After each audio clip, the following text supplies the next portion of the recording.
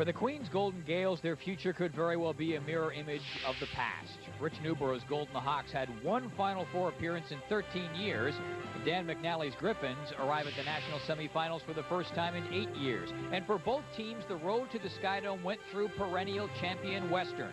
Laurier with a thrilling 13-12 win a year ago. Guelph grabbed the Yates Cup with a powerful 45-10 thrashing of those same Mustangs.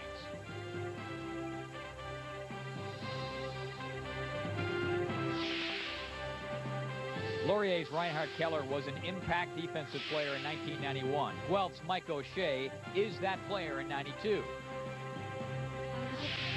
Queens faced a red-hot Bill Kubas a year ago, and there is no one hotter right now than Wally Gabler. Queens running back Brad Elberg was hobbled a year ago. This year, it's Guelph who was in without running back Kyle Walters. The Gaels face star running back Andy Cicchini in 91, and it will be backup Rob Popke in 92. The Gaels carry the heavy burden of a second-half collapse a year ago when Cicchini ran roughshod in a 19-point comeback win.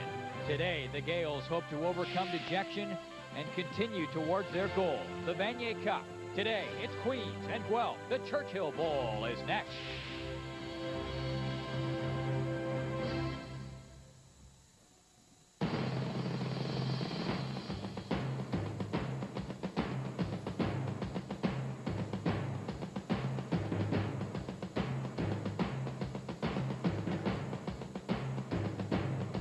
TSN proudly presents Canadian University football. Today, it's the Churchill Bowl. Live from the Skydome, it's the Queens Golden Gaels against the Guelph Gryphons. Brought to you by Geo. Get to know a Geo at a Chevy Geo dealer near you. And by Pepsi. Gotta have it.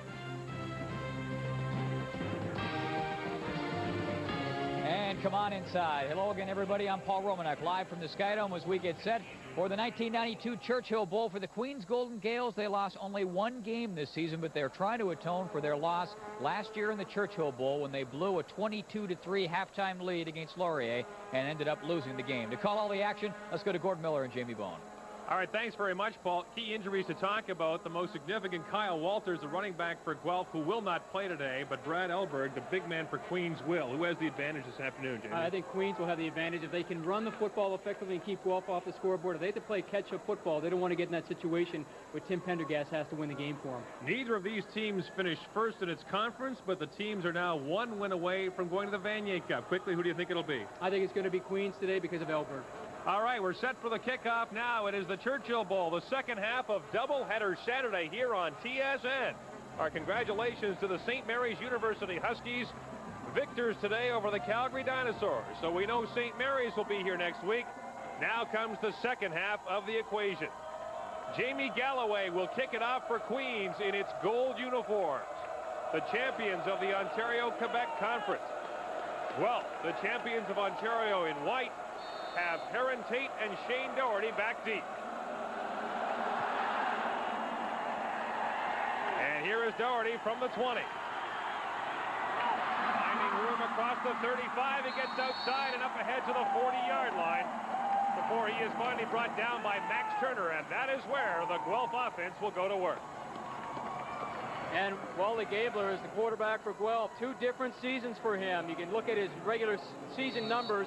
Not all that great, but I'll tell you what, Gordon, in the playoffs, this guy's been unstoppable. 5 touchdown passes a week ago, 2 against the University of Toronto. He's having a great year so far. In the postseason, 6 touchdown passes. Just one of his passes has been intercepted. He was as close to perfect as the quarterback could be last week. 1st and 10 from the 40-yard line. And they'll go to the air right away as Gabler looks over the middle. And he has his man Shane Doherty for a Guelph first down at the 52-yard line. And here's how Guelph lines up. Wally Gabler Jr. at quarterback. Popke is the youngster out of Guelph who's taking Walter's spot. Rosine, he'll line up mostly as a tight end. Reed, Irwin, Doherty, Drennan, a good group of receivers. Dave Irwin has been the favorite target this season, number 70. And not a huge offensive line, but they do a pretty good job of protecting Wally Gabler Jr. The gain was 12 at the first down from Guelph's 52-yard line, just underway in the 1992 Churchill Bowl game here at Skydome. And now they'll keep it on the ground. Here is Popke. Popke's second effort gets him across midfield and into Queens territory at the 51. Queens has a very experienced defense. Lewin, Dell, Zerny, and Johnson. Dell is the OQISC nominee for Lineman of the Year. Good set of linebackers, Boone, Payne, and Greg Brick. Not a bad secondary either. McCormick, Turnick, Dagnoni led the OQISC in interceptions with 7. Rounding out with Morrison and Peterson. Gain was 6 at 2nd and 4.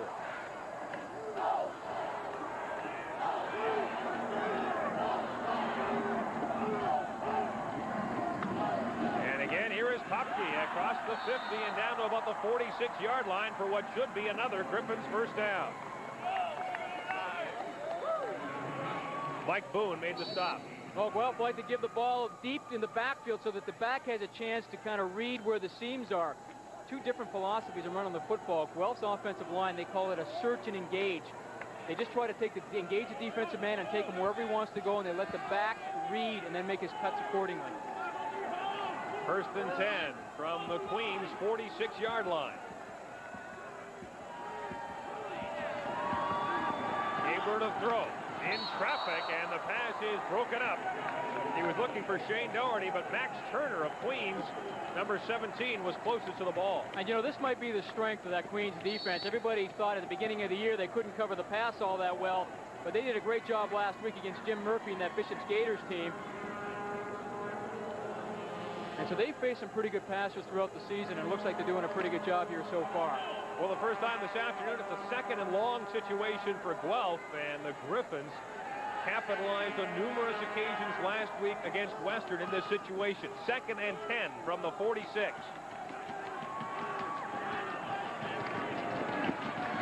Gabler up the sideline, and the pass is broken up. Looking over there for Dave Irwin, but a solid defensive play is made there by Mark Morrison. It's a nice job by Mark Morrison. He's looking at the three-step drop of Wally Gabler Jr., and then he just kind of comes up and tries to attack the football. Nice job. We saw him do a really good job last week against those Bishop Gators receivers.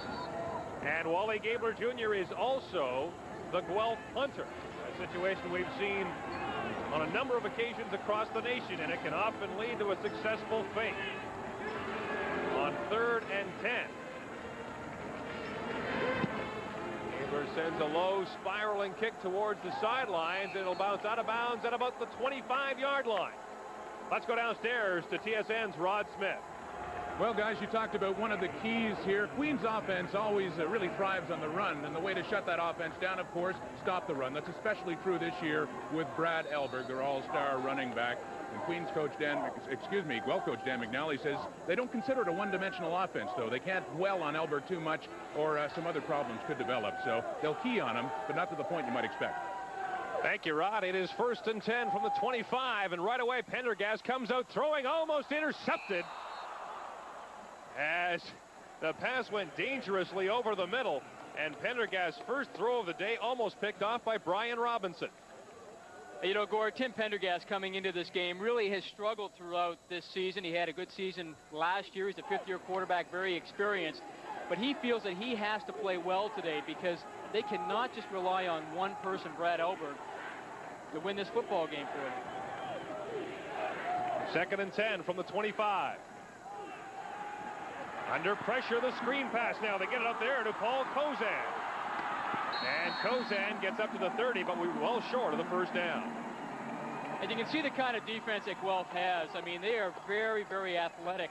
You take a look at their linebackers, Mike O'Shea and Steve McKee. Screen looks like it's set up pretty well, but just watch from the right of your screen how people start to flow inside. Of course, it's the defensive tackle, Sean Haggerty.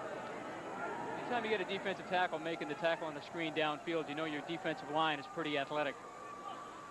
And Jamie Galloway is back to punt for Queens. So the Guelph defense, among the best of the nation, forces Queens 2 and out. Galloway's low driving kick bounces at midfield and goes out of bounds at the 53, where Guelph will begin its second possession with no score here at the Skydome. And you know, Gord, you talk about the strategies of these two teams coming into this game.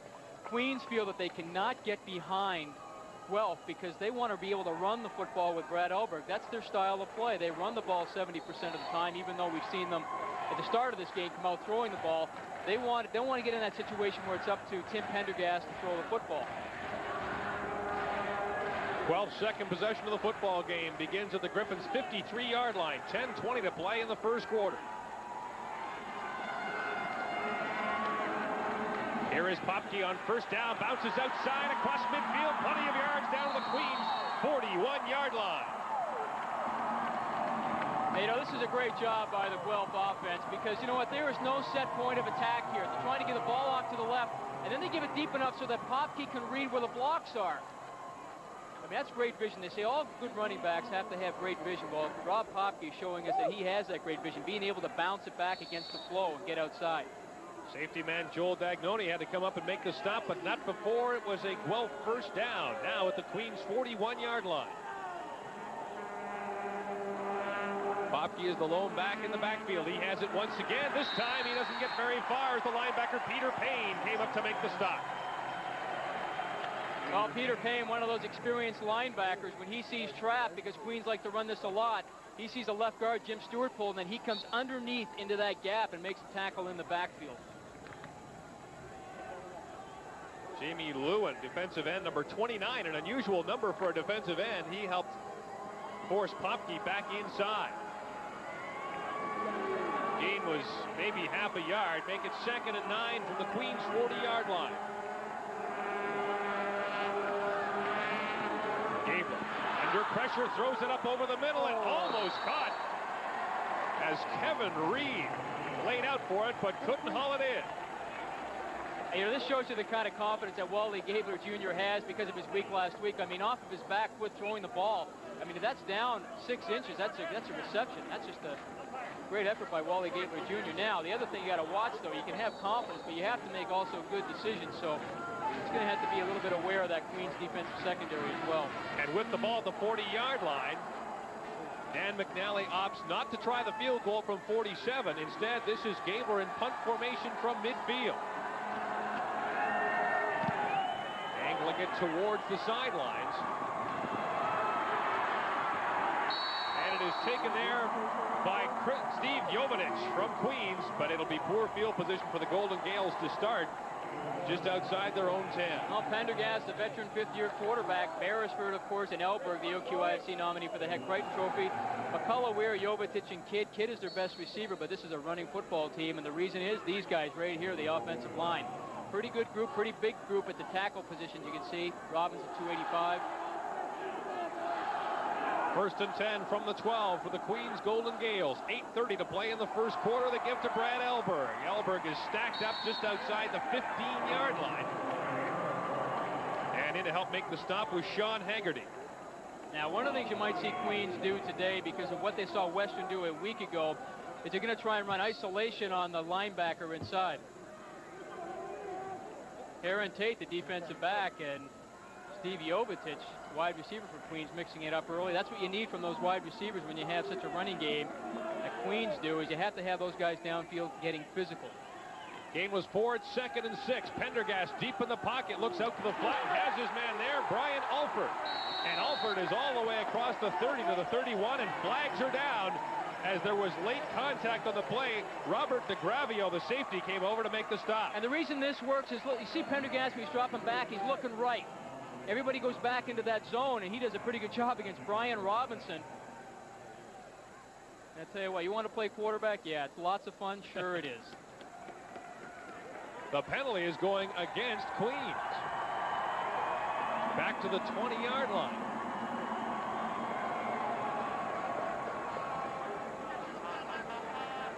Objectionable conduct is the call against Queens. It is a first down, but the ball is back at the 20-yard line. First down of the football game for the Golden Gaels. They give to the lead back, Kozan, and Mike O'Shea comes up to make the stop on Paul Kozan. who ran for an 8.8-yard average out of the fullback position this year. And you know, it's so tough. Queens are trying to run inside trap. And it's so tough because the way Guelph defense is designed, they try to protect the linebackers. Their defensive linemen really are trying to stop the offensive linemen from getting down to the linebackers, allowing the linebackers to get underneath to make the play. Gain of 1. It is now 2nd and 9 from the 21. Pendergast looking over the middle and almost complete as it bounced out of the hands of Ed Kidd. Again, Pendergast threw in traffic, and again, this receiver couldn't squeeze it. But you know what Tim Pendergast is doing here? He's being aggressive, and this is what I like of the quarterback right now. He's throwing the ball downfield. I mean, that's a pass that should be caught by the receiver. Oh, it's tipped, actually, but it landed right in Ed Kidd's hands, and that's a tough catch. But nevertheless, Tim Pendergast is coming out here aggressive. He's trying to throw the ball down the field. Jamie Galloway in the punt had trouble with the snap initially and now gets it away.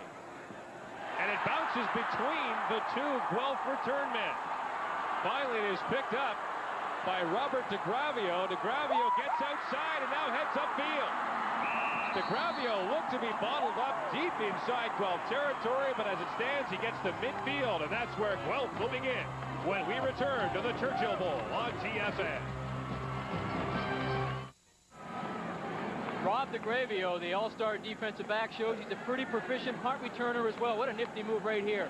Cuts back inside, takes it up the field. Nice job by Rob DeGravio out of Bishop MacDonnell High School in Guelph. The third leading punt returner in the nation. Just showed you why.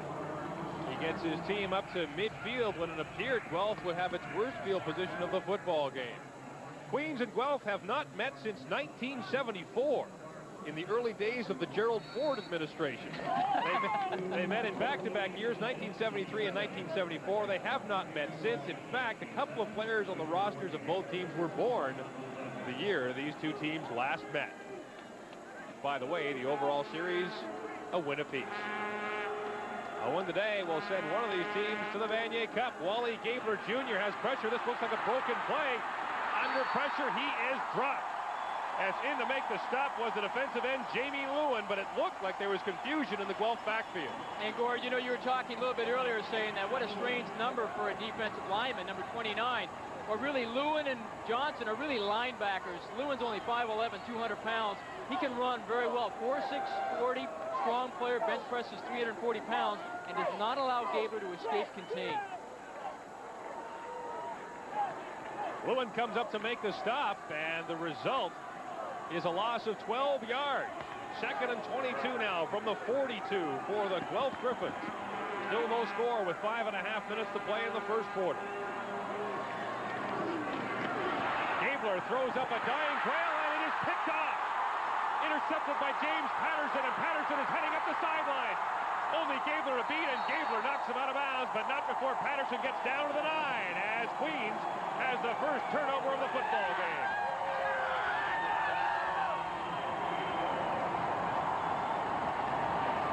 Watsy's linebackers, number 33 and 36. It's Boone that gets inside, shooting that gap between the guard and center. Wally Gabler, we said earlier, you know, he's got confidence, but you got to watch that. You just can't throw the ball up the field. Then James Patterson, who had a great big interception a week ago against Bishops. Now, this is the situation where he had no protection, and Boone had a run on him right away. One thing there as well, Boone anticipated the snap count. Wally Gabler's probably going on the same count every time, and Boone won that battle right there. James Patterson coming down with the interception. A 43-yard return by Patterson. 1st and goal from the 9 for Queens. Elber on the toss. Looks to get outside and does. Elber, touchdown, Queens. One play after the turnover, and Elberg has left the building.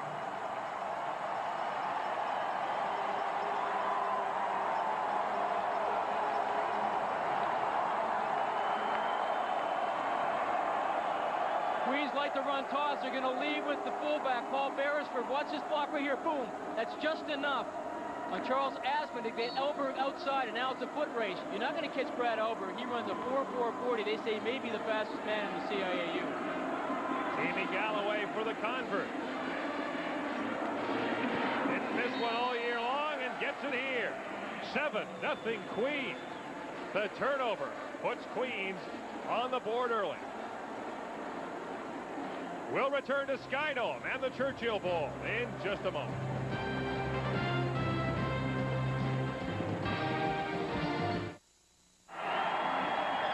Number 1 with a bullet. Brad Elberg almost found himself on Front Street. It's a home run.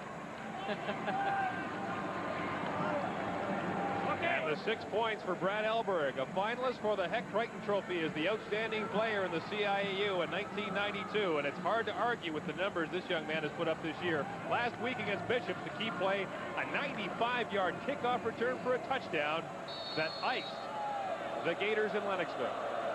Brad Elberg set an OQIFC record this year with 14 touchdowns scored in regular season. The kickoff is taken deep by Shane Doherty. Doherty gets across the 30. Some tough running and finally gets down to the 35-yard line. And that's where Guelph will begin. And we'll see if Wally Gabler Jr. can shake off the results of that last drive. 1 play, 9 yards. Brad Elberg with the touchdown. James Patterson had the interception and returned it 43 yards. That was the key play in that sequence. Now, coming into this game, Dan McNally, we were talking to him yesterday and today, and he said, you know, what scares me the most about Queens' defense is they like to fire those gaps. We run one back in the backfield. Sometimes we like to get them out of pass rush. We don't have any backs in there to pick up those linebackers when they blitz.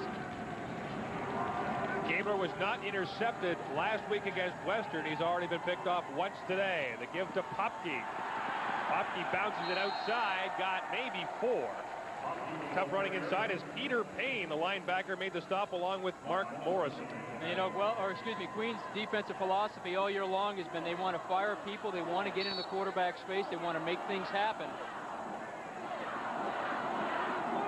Take a look at Mark Morrison, one of the many players from outside of Ontario in this Queens team from Okotoks, Alberta. Just south of Calgary, just so you know.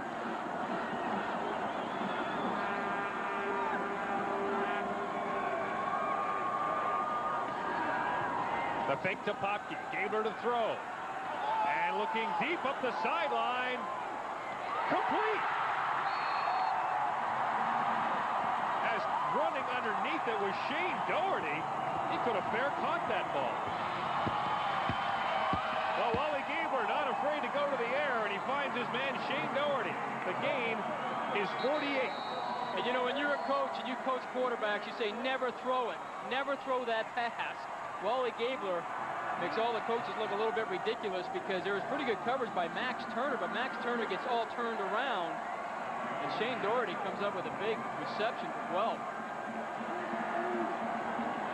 Already having a big day. A first down for the Guelph Gryphons at the Queens' 26-yard line. Well, this Queens defense has been tested early, and Wally Gabler Jr., who we've seen a couple of times this year get very, very hot. Maybe this will be what it takes to get him back on the right track. And you know, Wally Gabler Jr., he throws the best fade route I've seen Canadian quarterbacks at CIU throw in a long time. He throws the ball very early and throws it high and lets the receiver run underneath it. First and 10 from the Queens 26. Gabler will throw again. Timing pattern, nobody there. The intended receiver broke off the pattern. I think he was looking for Doherty again, but Doherty broke it to the sideline. Okay, now these are sight reads right now. Wally Gabler's coming up to the ball and checking to see whether or not the defender is 5 yards off of the receiver. Now, in that case, Doherty, I think, made the right decision because the defender was backed off more than 5 yards. He's going to run down the field and turn around and hook. If the defender is closer than 5, then that's a sight read. He's going to go and do that deep fade or that go, and Wally Gabler's going to try and throw it into the end zone. Well, he did throw it to the end zone, but there was nobody from his team there. Second and 10. Gabler again looking deep to the end zone to Doherty. Tipped away at the last second. Great defensive play by Chris McCormick, who made up the ground quickly and knocked the ball away from Shane Doherty. And, you know, if you watch McCormick, he's the corner, but he's playing inside here. Now, it looks like, boy, this is wide open to Doherty. But you know what? He realizes, McCormick, that the ball is going to be in the air a lot longer, so he's going to have time to react to it and get outside. And that's exactly what happens here. Wally Gabler Jr. sees Doherty wide open, but then McCormick comes across and knocks the ball away because he realizes he has time because the ball's going to be in the air a long period of time. Dan Walters with the field goal try from 33.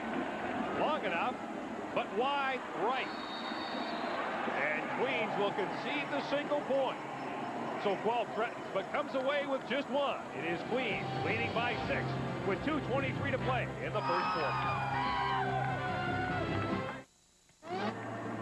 An early touchdown has given Queens a 7-1 lead over Guelph. Our Rod Smith is on the Queens sidelines. Rod, what do you have for us? Well, Gord, it hasn't really hurt the Golden Gaels yet, but one of the problems that have developed on the bench, no communications with the press box above. Of course, the communications can help out, sizing up Guelph's alignment on offense and defense, and so far they haven't been able to talk to those assistant coaches. They're trying to iron it out right now. And of course, in any league, once the headsets are down on one side, the other side must put theirs down so that it evens up on both sides. So you would assume that right now, both sidelines are unable to communicate with the eyes in the sky upstairs.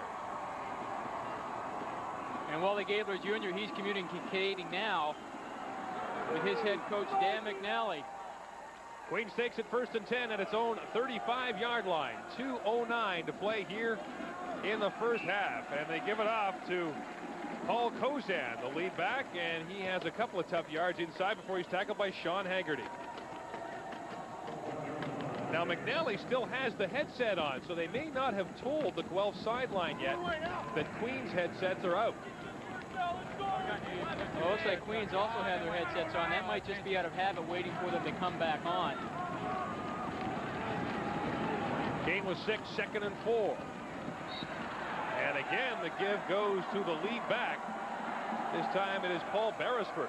And Beresford is stopped a couple of yards short of the first down. Well, it looks like Queens are trying to come out now and run a little bit of option to try and throw off the Guelph defense, but they're not being fooled at all. Some fans from Moo U, as they lovingly call it, the University of Guelph, about an hour outside Toronto, known for its outstanding agriculture program. And they are justifiably proud of it. On 3rd and 2, Jamie Galloway is back in punt formation to kick for the 3rd time today.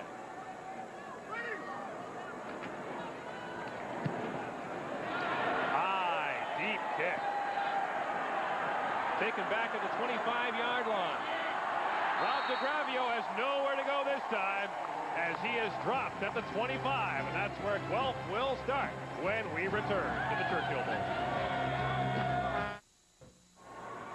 For the 2nd time in 3 years and the 3rd time in 5 years, the Huskies of St. Mary's have advanced to the Vanier Cup. Our congratulations to Larry Utek and company. It'll be St. Mary's against the winner of today's game in the Churchill Bowl, either Queens or Guelph, and it'll set up a first-time Vanier Cup matchup. And I tell you what, that St. Mary's defense, they look awful strong today, so whoever of these two teams faces them will have their hands full. Wally Gabler Jr. has shown flashes of the form he showed last week against Western. His team trails 7-1 with under a minute now to play in the first quarter.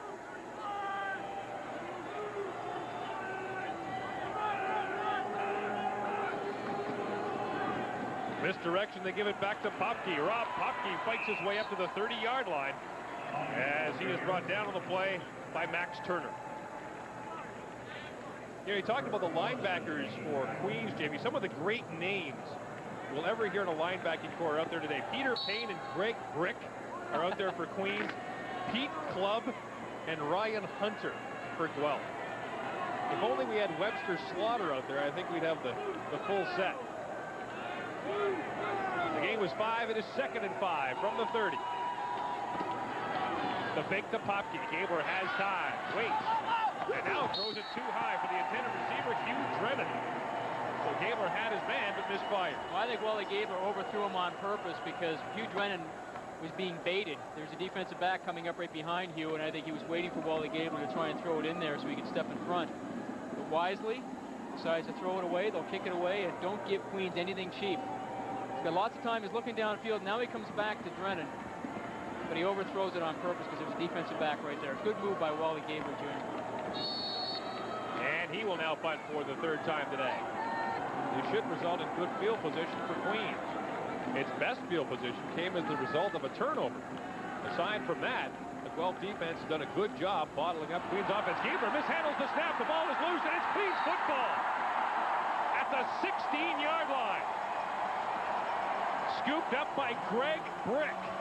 And another key turnover by the Guelph Gryphons gives Queens outstanding field position. And you know, this game right now has shades of last year's game written all over. I mean, this is exactly how Queens got out in front last year against Laurier. They had all the breaks go the way in the first half. We see Wally Gabler Jr. has some difficulty finding the handle of that football. And Guelph are actually lucky that somebody from Queens just didn't pick the ball up and run into the end zone, because there's nobody else from Guelph around. See, he tried to pick it up. And coming in is one of the linebackers you mentioned, Greg Brick. So it's been a tough day so far for Wally Gabler Jr. and company. The final play of the first quarter sees Greg Brick and his aerodynamic dude recovering the ball inside the 20. They spotted it at the 18-yard line of Guelph.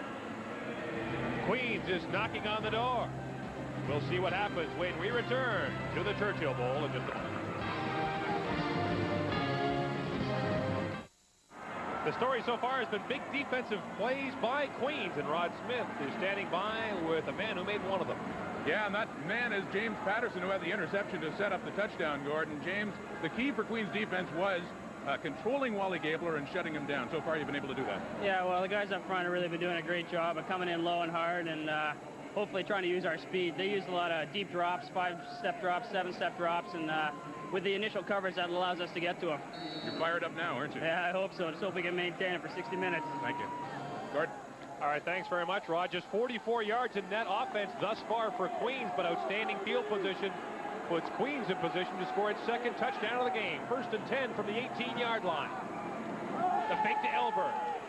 They look over the middle to Kidd. The pass was tipped, but Kidd almost got it anyway. And back there to provide the coverage was Robert DeGravio, who's been a very busy safety man today. And it's interesting, Gord, James Patterson's comments about maintaining it for 60 minutes as we take a look at Pendergast back. This is why all you defensive linemen want to rush in with their hands up, because it gets in the quarterback's vision, and also they can tip the football.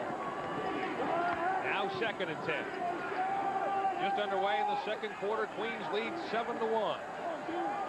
Toss to Elberg outside, reverses his field. Now he's got trouble, but he gets a great block. And now Elberg's got room to run. Tries to turn it back inside, but this persistent Guelph defense finally bottles him up. DeGravio comes up to make another stop, as Elberg was elusive once, but finally couldn't get away from the Guelph Gryphons. This is a great job by the Guelph linebacker. You can see inside Mike O'Shea, and they turn him around, and then they force him back the other way. But still, DeGravio comes up, and all the defensive backs make sure that they do not lose contain. If Elberg's going to run the football, he's got to turn it back inside. That's where all the help will be coming from. And Dan McCullough, the tight end, with a great turnback block on that play. Galloway now with a field goal attempt from 29 yards. High snap goes right to Galloway. And now he's got trouble. The ball is loose. And it is Guelph football at the 28-yard line. So the Gryphons fight back. Rob McRae got up to make the play. And Guelph gets a break. And I guess you'd have to figure the Gryphons were due. Take a look at the high snap going through Steve Olton, the backup quarterback's hand, right to Galloway. Now look at Olton. He goes out to the left. Galloway gets a little bit confused here, not sure what to do, and then he loses the football. Because if that kind of a situation happens, they usually have a release. The holder usually goes out to the left to try and get into a pass route. The result is a Guelph first down and new life from the Gryphons' 27-yard line. Popke on first down gets away from the initial tackle, bounces it outside, but has nowhere to go. Max Turner up to make the stop. And it's a loss of a couple.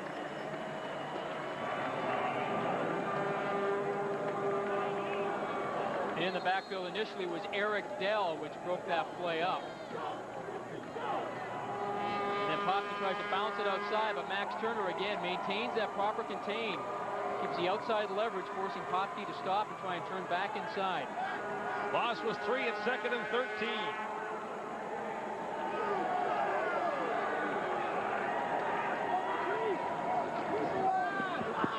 Gabler to the far side. He was looking again to Shane Doherty, but the pass was too high. Coverage is provided on the play by Joel Dagnoni.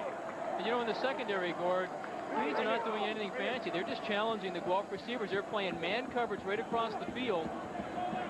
So the ball a little high, and see how Doherty kind of winces a little bit, saying, hey, don't hang me out to dry. You're going to throw that football. score right at my number. Wally Gabler Jr. is back to punt. Last time he had difficulty with the snap.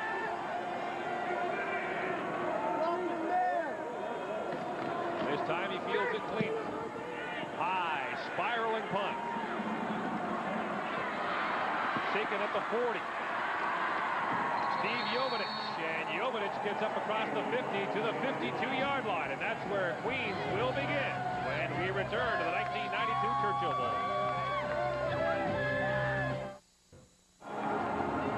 1973, it was Queens beating Guelph in Guelph 33-14. 1 year later, Guelph returned the favor in Kingston. These two teams haven't met since. For back in the days when the OUAA and the OQIFC would have a couple of crossover games each year. It's no longer the case anymore until the end of the regular season and they meet in the playoffs. Queens begins 1st and 10 from its own 52-yard line. The Golden Gaels lead this game by a count of 7-1. Here's Elberg inside. Gets across midfield inside Guelph territory to the 54-yard line. Daryl Boyd up to make the stop along with Hugh Tharby. Hugh Tharby had two brothers that played college football. Clive played Wilfrid Laurier University in this game a year ago, and his other brother Bruce played for the Western Mustangs as an offensive guard. Now Hugh making his name here with the Guelph Gryphons. Elberg had just 12 yards rushing in the first quarter, but 9 of them came on the only touchdown run of the football game. On 2nd down, Pendergast. Jovinich has it and is close to a first down and should have it as he's inside the 50 to about the 47. Chuck Osman makes the tackle. Take a look, they split Jovinich way out, then he bursts down the field and then turns around and works back to the football. Aaron Tate is the corner out on that side. He's backed off about 12 yards, so they're going to take those little passes if they give them to him. It is a first down at the 47-yard line. Again, here is Elberg. Tough yards down to about the 44-yard line. And again, Hugh Tharby is in to help make the stop. You get your falls together, okay, and if you're going to lead front side, then you're going to come hard to cut them on the play side leg, okay? All right, we all together now? All right, now let's just hang in there. Come on, Dave. Long way from over. Let's go now, D. Let's go. All right, Jamie, in English? I couldn't actually see it enough, but it looks like they're trying to talk about is chipping off of that tackle that's lining up in the gap and getting down to the linebacker. 2nd down, Pendergast over the middle and complete. As he has it over there to Ed Kidd, and Kidd has another first down for Queens. Ed Kidd, who came to Queens as a quarterback initially, now on the receiving end of Tim Pendergast's pass, was down the field. Now Guelph for his own defense football team. They don't play a lot of man coverage, they just try and play zone, and Ed Kidd just comes around, finds an opening in the zone, and sits in it. Actually, Ed Kidd played quarterback in 1989 when Queens won the Churchill Bowl against Saskatchewan. Another first down, and Pendergast up to throw again. Deep down the sidelines, he has Kidd wide open. Touchdown, Queens. Ed Kidd from 34 yards out.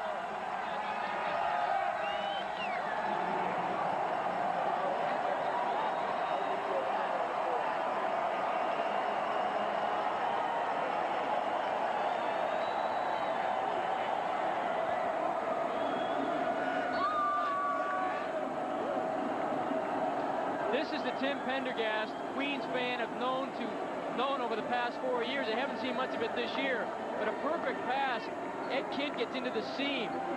See DeGravio, he's got the responsibility deep outside to the left, but Kidd gets into that seam, and a perfect strike by Tim Pendergast.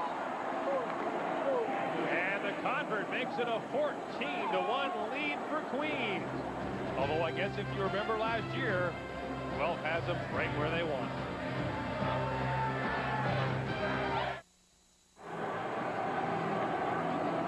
The former quarterback is the receiver on this play, and it gives Queens a 13-point lead. And a nice route. He dips his shoulder inside, and he makes it look like to DeGravio he's going to go inside. Then he breaks it out into that seam, and then turns his shoulders upfield. Nice upfield to get into the end zone.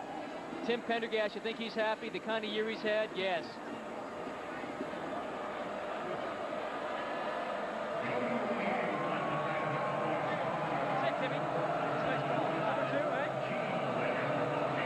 Now, my curiosity is how many other ex-CIAU quarterbacks could play wide receiver? The kickoff by Galloway. Taken by Heron Tate at the 15-yard line. Tate got a couple, but not far as he's bottled up at the 15. Let's go downstairs to Rod Smith.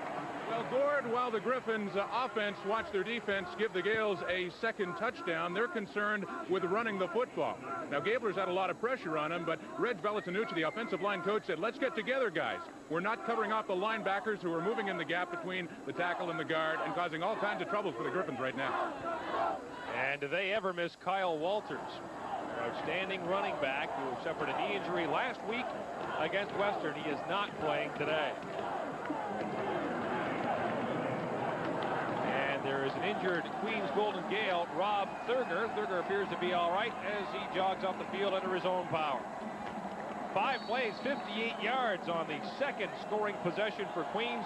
Now 14-1 Golden Gale. Remember, last year, this is the last time I'll say it, they led 20-3 at the half and lost to Laurier. Hopke outside, has room across the 25 and up close to the 30 as he gets to the 29. Yeah, they did a great job there at getting outside with a quick pitch. They pulled the right guard, John Lieber. Reverse pivot, they pull the right guard. Now you can see the guard in front of him, number 62, John Lieber. I mean, there's no one really to hit. Great job by Hugh Drennan in the end to make sure that he secures the end to allow the guard to get outside. 1st and 10, Guelph at its own 27-yard line. Hopke again.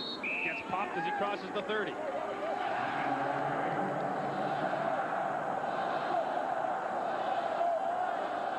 And Doug Hargraves has to like what he's seen so far. We even get a smile from the head coach early in the second quarter. An impressive record at Queens University coming into this game. 106 wins, 48 losses, and 3 ties.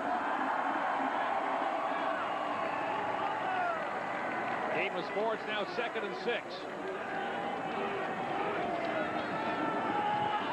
Throw out the flat.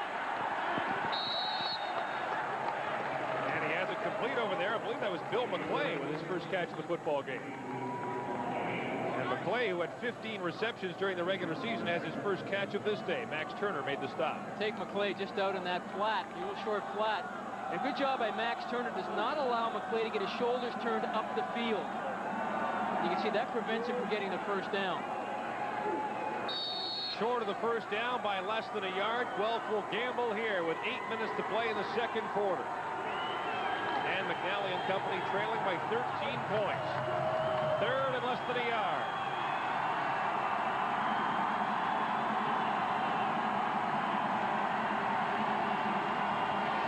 Hopke has the first down easily as he crosses the 40.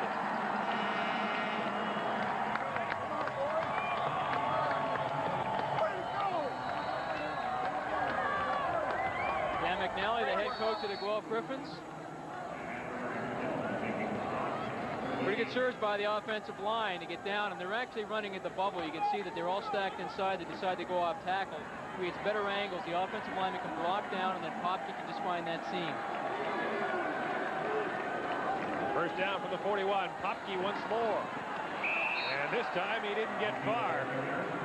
As Hopke was drilled once again, Mike Boone and Greg Brick come up to make the stop. You know, Mike Boone, you're talking about him playing one of those key linebacker spots inside. You know, he was an All-Canadian in 1990. He was All-Conference last year, but was not All-Canadian. And then this year was not even All-Conference in the OQIFC. You can see that kind of a play that he makes. He is an outstanding linebacker.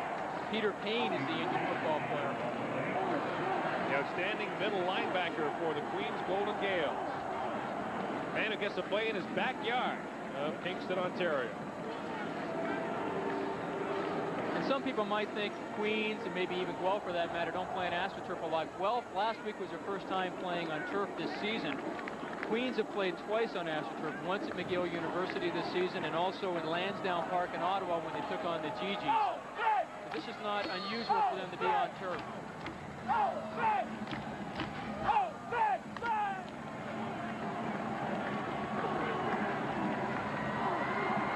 Dean was 2. It is 2nd and 8.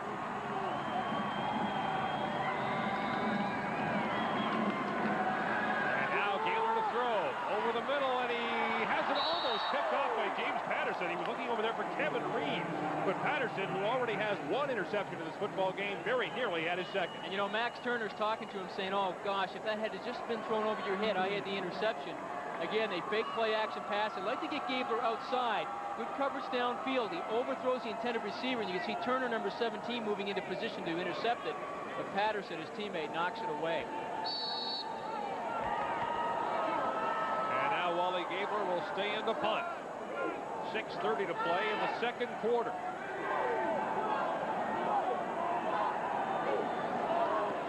Another low snap. Gabler manages the field, and it gets it away. Jovic from the 30. It's about 7 as he stopped at the 38-yard line. It's Queens leading by 13 and looking to add to it. The Churchill Bowl continues in a moment. Do not adjust your set. That is a Canadian flag, folks. It's just been doctored to the Queen's colors for the occasion. And speaking of the Queen's colors, the Golden Gaels are wearing their dark jerseys today. Yeah, those are the dark gold ones as opposed to the light gold ones. They double as their light jerseys. They only have 1 set, Queens. In fact, there was a move a couple of years ago for Queens to change its colors. More on that in a moment. 1st and 10 from the 38. Here's Elber. Brad Elber gets away from the initial wave. Up close to midfield, still going. Brad Elber all the way down to the 39-yard line. Finally stopped by Pete Club, but not before Brad Elber got a gain of 31 yards. And you know, Brad Elber used to play fullback, so he's used to running the ball inside. You can see they run that trap again. And then bang, look at the athletic ability that he has. Keeps his feet moving all the time and the strength that he has in his lower part of his body. He is an explosive running back. Keeps the feet moving, tossing, turning. Actually, if it's not for number 57, Pete Club, he's in the end zone. As it is, it's a 1st down for Queens at the Guelph 40-yard line. Again, here's Elberg. This time, not much. Maybe a couple. I mentioned a moment ago about Queens uniforms. They were going to change to almost a Notre Dame look with blue sweaters as their darts, but that was nixed quickly at Kingston. Yeah, that's what I understand. I guess whenever they have to decide to change the uniforms to Queens, I think it has to go right through the Board of Regents. And somebody there decided to nix it because they have a lot of traditionalists there and saying, hey, we've had these colors since the inception of our football program. Let's not change them. And besides, you only have to buy 1 set. It's cheaper. I'm sure that wasn't part of the equation. The equation here is 2nd and 8 after a 2-yard gain by Elberg. On 2nd down, Pendergast over the middle, has it complete over there as he finds Dan McCullough. And McCullough, the big blocking tight end, makes the catch and is close to another Queens 1st down. And, you know, that's great awareness by Dan McCullough, knowing how far downfield they had to go for the 1st down and then just turning around. And, you know, when you have those big tight ends, 6'2", 215, he just turns around and shields the defender with his body. You can see Rayan Aolu coming in and making the stop. Something you don't see much in the CFL that you do see in the CIAU is still the big blocking tight end. Well, teams run the ball in CIAU football. They don't run the ball all that much in the CFL. On 3rd and inches, Pendergast goes straight ahead. Let's go downstairs to Rod Smith. Gordon, you'd think that Wally Gabler would be getting a little bit frustrated right now, but he's not really showing it. He says, despite the early success, Queens defense really hasn't shown anything new. Gabler still thinks there's plenty of time to exploit it. As he orders a pizza over your shoulder. You know, that's a good point that Rod makes because, look, we saw them in the OUAA semifinal game against Toronto, a game in which it was 10-10 at the end of regulation time. And then they exploded in the overtime. 1st and 10 from the 28. Here's Elberg. Brad Elberg finding his way outside and gets down to about the 21. Stop is made the play by Heron Tate. But another big pickup by Brad Elberg. You know, you look at this again, it's toss. They leave with a fullback, and then Brad Elberg's going to read it. Instead of going inside, he decides to take it outside and use his speed. Now, you know, it doesn't look like he's gaining very much here, but you know what? 8 yards later, he's down the field.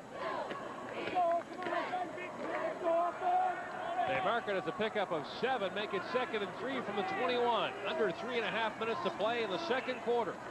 Queens leading 14-1. Paul Kozan, the lead ball carrier, he ran right into the waiting arms of linebacker Steve McKee. You know, now be 3rd and 3. Sorry, Guard, they're going to have a tough time running that inside option look with the fullback because you take a look at the 2 defensive tackles. They're trying to get into the gap between the guard and tackle and allow the linebacker to take those A gaps in between the center and the guard. What? You know, we were talking about this before. In between the garden centers, or the A gaps, between the garden tackles, B gaps, C gaps between the tackle and the tight end. So here's Jamie Galloway with the field goal try from the 27-yard line. And Galloway puts it through, making a 16-point lead for Queens with 2:48 to play in the first half.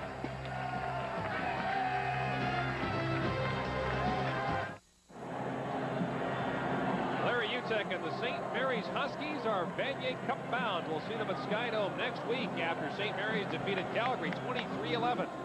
And the Huskies anxiously watching this game to see if they'll play Queens or Guelph. Note the start time, 2:30, Saturday, November 21st, 2:30 Eastern Time. TSN presents the 1992 Vanier Cup.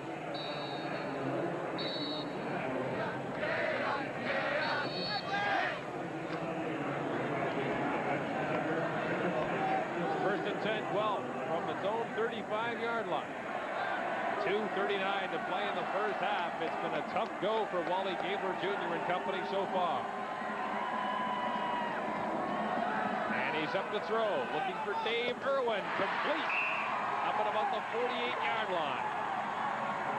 it's a nice play by Guelph. They fake, counter, tackle, trap, or counter, trap. They bring both guard and tackle the opposite side, and they bring Wally Gabler out naked. And then they take Dave Irwin down the field, and he just turns out, and James Patterson there in the coverage. He's got one-on-one outside here. Again, we talk about Queens playing man coverage. Dave Irwin was Wally Gabler's favorite receiver over the course of the regular season. He has a big catch here, giving Guelph a first down at the 48. Gabler again up the throw, complete once again to Irwin inside Guelph territory at the 50-yard line of the Golden Gaels. So Irwin with his first 2 catches of the football game. And now Guelph is on the march. And you know, I think this is one of the toughest passes to throw, quarterback. Receiver doing the slant in, because if you miss, it's usually picked off. I mean, that's right in the hole. Nice job by Dave Irwin to come down with that catch.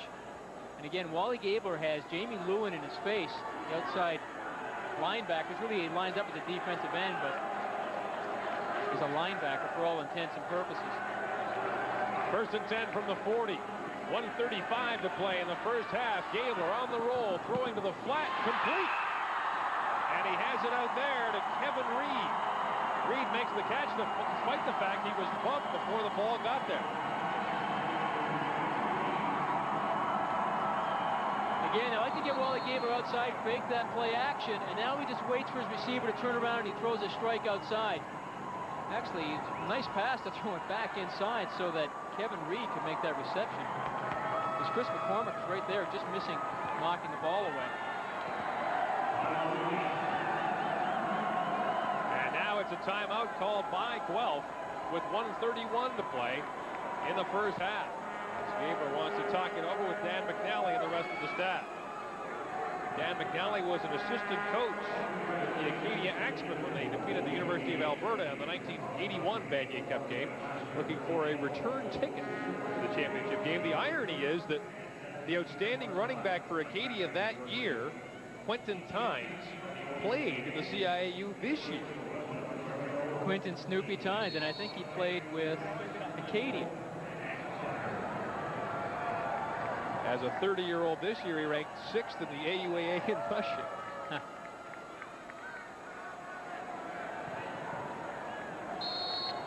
And you were talking about Dan McNally. I played with Dan McNally back at Acadia in 1974. One year I was in the Wolfville, Nova Scotia campus. Tandem player there for 4 years and then went on to coach. First and 10 for the Guelph Gryphons from the Queens 31-yard line. Queens leading this game 17-1. Gabler gives to Popke. Rob Popke tries to leg it outside, but he's dragged down. An outstanding defensive play as running up to make the stop was defensive back Aaron Campbell. And you know, we saw Aaron Campbell a week ago have a great game against Bishops as he came in off the bench. This is a great shoestring tackle right here. If he doesn't tackle him, I'll tell you what, Popke's got a lot of room to get down the sideline. Aaron Campbell came in as the 7th defensive back last week, intercepted some key passes, Now he's playing well so far today. Timing pattern up the sideline, looking for Irwin, and the ball comes out. Irwin appeared to have it for a moment, but Chris McCormick was back there with the coverage as tight as a glove. And you know what? That's exactly how you have to play the fade route if you're Chris McCormick. Watch how he looks inside to the receiver. That's how you play it. I'll tell you what, if he looks outside or he looks back in towards the goalpost, that ball's going to be caught by Dave Irwin. No pass interference there because he's looking back to the football and he's playing the football. And that'll bring on Dan Walters for the field goal attempt from 37 yards. Way wide. And once again, Queens quite happy to give up the single point. Guelph has had only 2 threatening possessions, and both times Dan Walters has missed on the field goal attempt. I think he's making reference there to Bob LaRose, the head coach of Western.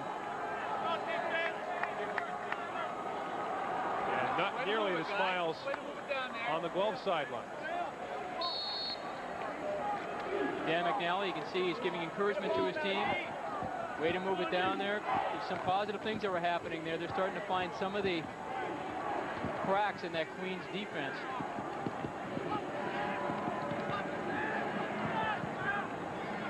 Now Queens with a 1st and 10 from its own 35-yard line. Here is Elberg, and Elberg doesn't get much as he's bottled up right away by Mike O'Shea, nominated for the President's Trophy in 1992 as the outstanding defensive player in the nation. He's been named as well to the All-Canadian team.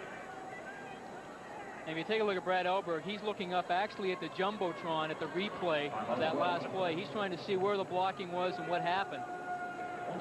Their huddle, the way he's facing now, is looking right into the Jumbotron. And Pendergast wants to talk it over on the sidelines. We talked a number of times about what happened last year in the Churchill Bowl to Queens. There was a sign in the locker room. 1 step away is still not there. And we heard earlier Hargraves saying there's no need for him to emphasize that in the dressing room. The media has been doing it for them all week long. And you also heard earlier James Patterson, the defensive back for Queens, telling Rod Smith, we've got to play 60 minutes, not 30, like we did last year. This is a 60-minute football game. We've got to maintain our intensity throughout that. You know, it's interesting. Queens has one of the outstanding football programs in the nation, yet the Golden Gaels haven't been to the Vanier since 1983 and haven't won it since 1978. And this guy would be a major reason for them returning to the Vanier Cup this season. What a load he has been this season and today. Brad Elberg, the tailback #1. We'll see him at the CIAU Awards as well, as he's nominated as the outstanding player from the Ontario-Quebec Conference. Under a minute to play now. Pendergast throws it out in the flat, and it falls incomplete as he was looking over there for Paul Beresford. And jumping up to make the coverage, Ray Ayolu. And he's a guy who would know Queens University because he went to Frontenac High School in Kingston. I'm sure he would know a few of the players on the Queens roster as well. And it'll bring up a 3rd down situation for Queens with 53 seconds to play in the first half. This is a good opportunity for Guelph. They'll have time to work with the ball. They should get good field position. And you'd think it would be uppermost in their minds to try to get some points before the end of the half. Galloway with a high, deep punt. DeGravio all the way back at the 35-yard line, trying to get up ahead of steam, and he stopped up at the 50. Still, Guelph has some time to work with, 42 seconds. But they've got a long ways to go. And, you know, I think this is where Wally Gabler is at his best when we've seen him play this year. When he gets in these situations where he's down, he's only got a little bit of time left, he is very good at using the clock and also getting his team down the field. Well, it's been a frustrating first half for Wally Gabler Jr. and the rest of the Guelph Gryphons. And Wally's going over to talk it over with Dan McNally once more.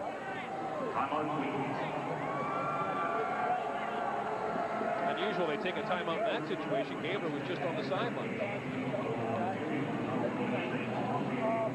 Well, I think it was Queens calling the timeout, though, Ford. see Doug Hargrave's not involved in the timeout because he would let his defensive coordinator, Bob Mullins, talk to Mike Boone, defensive captain. See them on the sidelines. Well, they've had most of the right buttons pushed so far today. It's a 17-2 lead for Queens. The winner of this game advances to the Vanier Cup to beat St. Mary's next week. You know, Mike Boone was saying a little bit of a homecoming for him because he played with two players in Guelph. Wally Gabler Jr., of course. They both went to Lauren Park Secondary School in Mississauga. And also the linebacker for Guelph, Steve McKee. So it looks like Lauren Park produced a couple of pretty good linebackers that year. On 1st and 10 from the 50. Gabler has time. Looking for Irwin, but another great defensive play is made by James Patterson. Let's go down to Rod Smith. Gord, joining me now, Guelph linebacker Mike O'Shea. And Mike, the interception set up the one Queens touchdown. Other than that, you're not playing the Gaels too bad. No, that second touchdown was just a bust coverage on the corner. We're playing pretty good on the run. I think, you know, for such a good running team, we're playing them heads up on the run. It's pretty good. Many adjustments at halftime, do you think you'll need? No, not really. Not at all. Thanks, Mike. Gord? The key area of concern is the unit that is on the field now, the offense on 2nd and 10. With 36 seconds to play in the first half. Gabler again for Irwin, and he dropped the ball. He was open, and Dave Irwin took his eye off the ball. You know, this is a situation where the last play when Patterson came up and knocked the ball away almost instantly. Here he is. Look at his head. Look, he's looking around before he secures the football.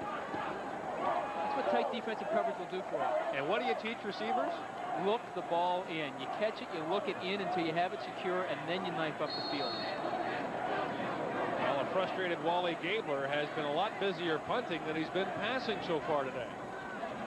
And he'll be forced to kick it back with 32 seconds to play here in the first half.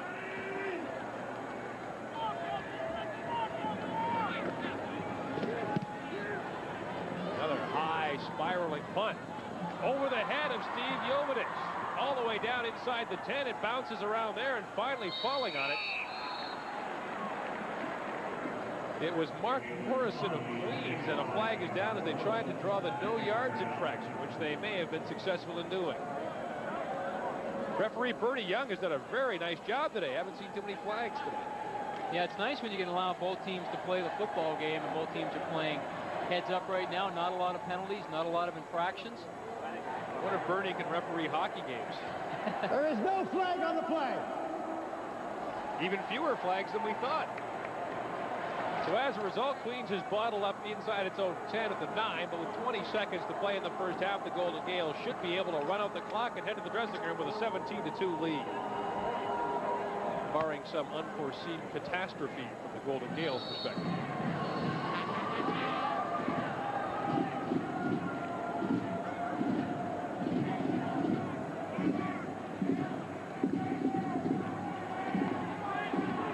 First and 10 from the 9. Elber gets a couple and finally goes down as the gang of Guelph linebackers was there to make the stop. Rob McRae, the nose tackle, along with McKee and O'Shea, number 51.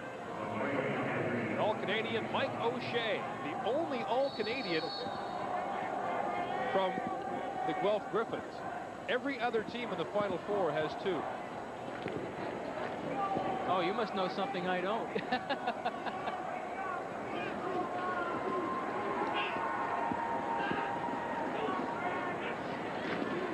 Second down for the 11. Here's Elberg with room, and Elberg bursts through for a first down as he gets all the way up to the 25-yard line on the final play of the first half. The Golden Gaels have had their way so far, but as they learned last year, football games are 2 halves long. Halftime is coming up next as Brad Elberg and the Queens Golden Gaels head for the dressing room with a 17-2 lead. A lead gained in large part to an outstanding defensive unit of the Golden Gaels. All right, let's go downstairs to Rod Smith, who's with Dan McNally. All right, thank you, Gord. Dan, this must be discouraging, but in a way encouraging that you could move the ball late in the half.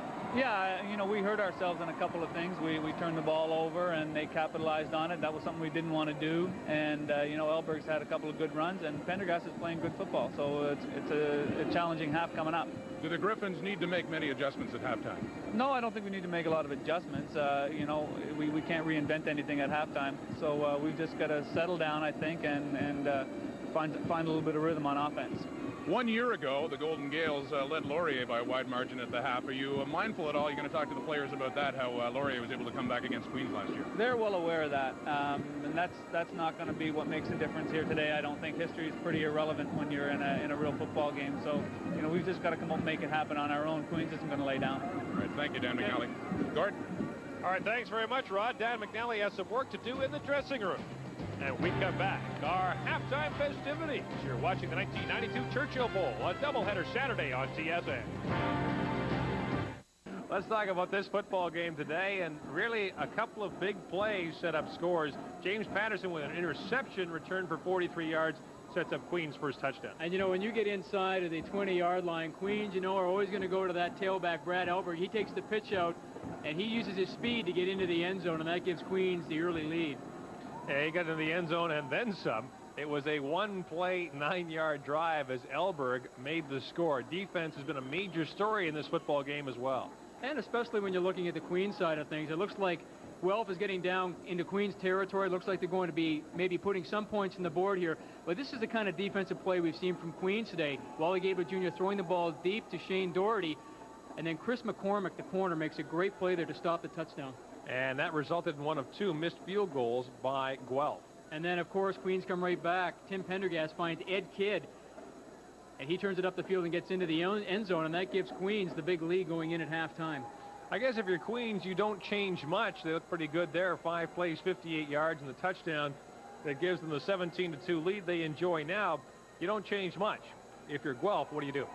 Well, I think if you're Guelph, I think you just got to come out and still run your offense. I think they saw some light there in the second quarter when they started to move the ball down the field where they alternated throwing the ball effectively. They also started to find room for Rob Popke. I don't think Dan McNally panics at all in this situation. He's only down, 15 points. That's a touchdown and a 2-point converted touchdown. This game is not going to end 17-2. I can guarantee you that. Do they miss the running of Kyle Walters? No question. I mean, he's a tremendous athlete. In the OUA playoff game we did, he had over 120 yards rushing. He looked like he was on his way to a 100-yard rushing game last week. The thing that Walters gives you, he's not only experienced, but he's very fast. He runs a 4.5 and they might miss that a little bit. But hey, don't take anything away from Rob Popke. He's doing a pretty good job today so far.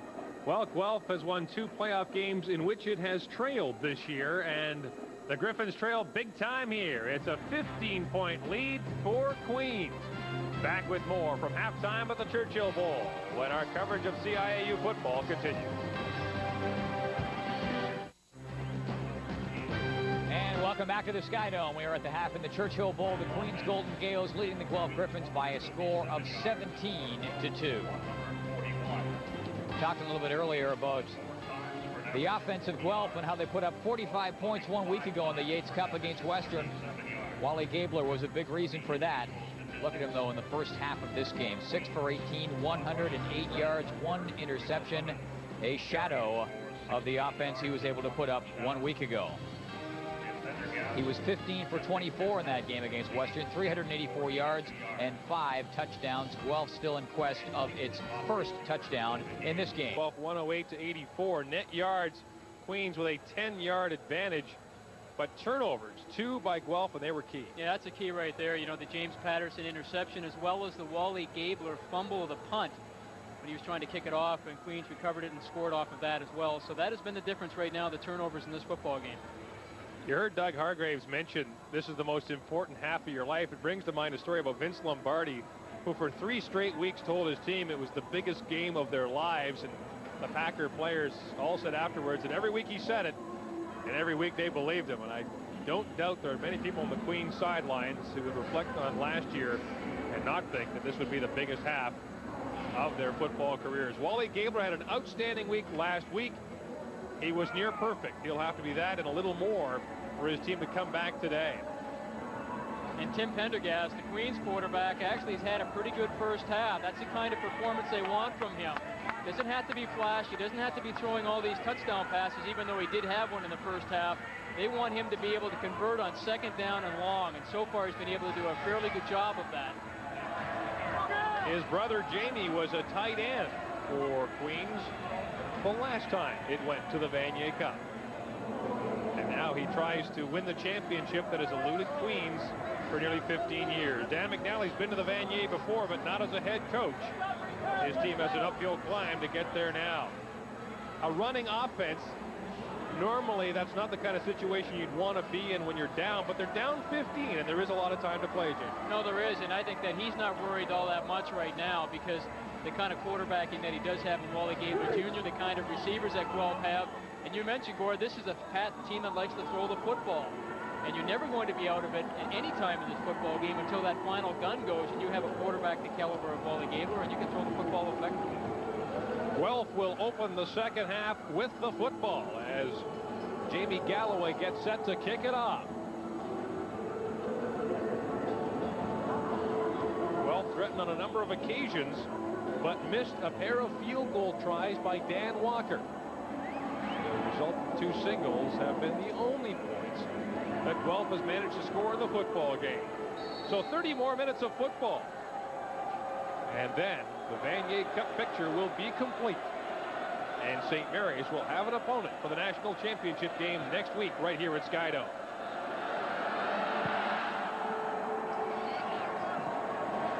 Aaron Tate gives it off to Rob DeGravio. DeGravio, the outstanding return man for Guelph, didn't have far to go there.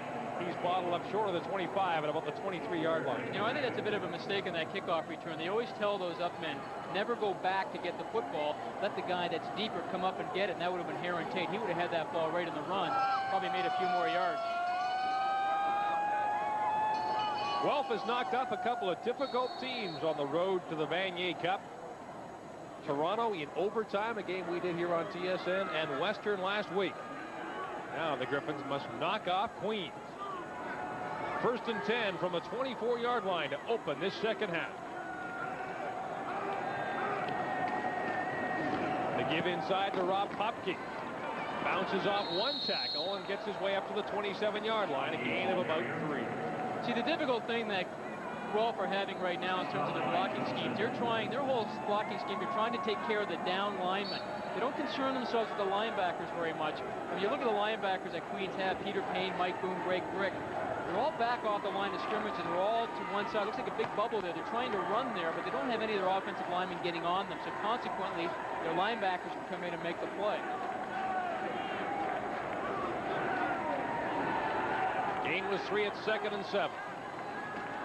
Gable looks the other way, picked off, intercepted by James Patterson, who's got room to run. And Patterson gets all the way down to the 14-yard line. That pass was right in his hand.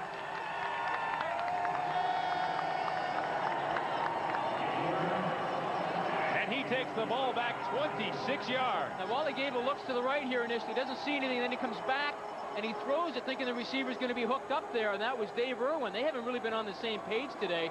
And again, James Patterson comes up with a big play.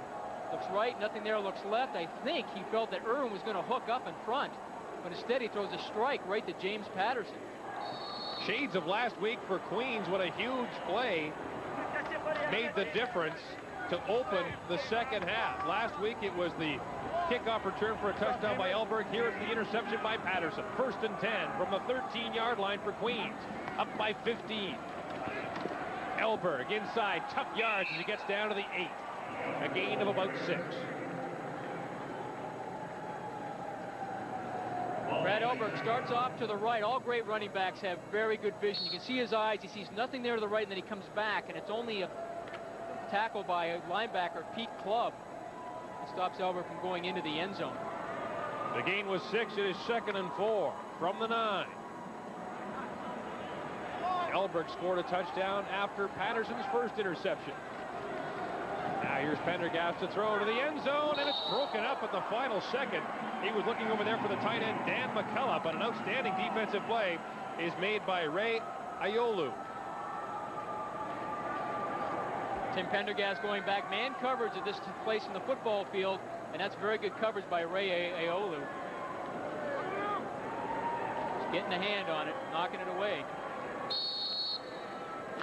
So once again, this Guelph defense, when it must, comes up with a key stand. But Jamie Galloway will try the field goal from 16 yards. This to make it an 18-point lead.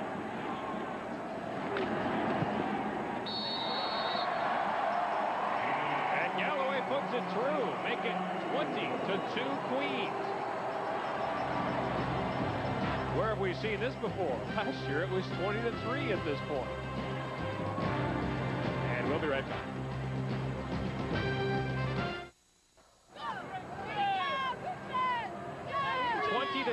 Queens is leading Guelph. We are early in the third quarter of the Churchill Bowl. There has not been much to cheer about thus far for Guelph, thanks in large part to this man. James Patterson has 2 interceptions. He's returned them for a total of 69 yards. He must feel good playing at home here in front of his friends and family. He went to Lawrence Park Collegiate in downtown Toronto. So Guelph gets the ball back. Gabler's last pass was picked off. 1st and 10 from the 35. Again, it's Popke cutting inside and hurdling his way over to the 30-yard line. He gets up to about the 37. Popke up and over.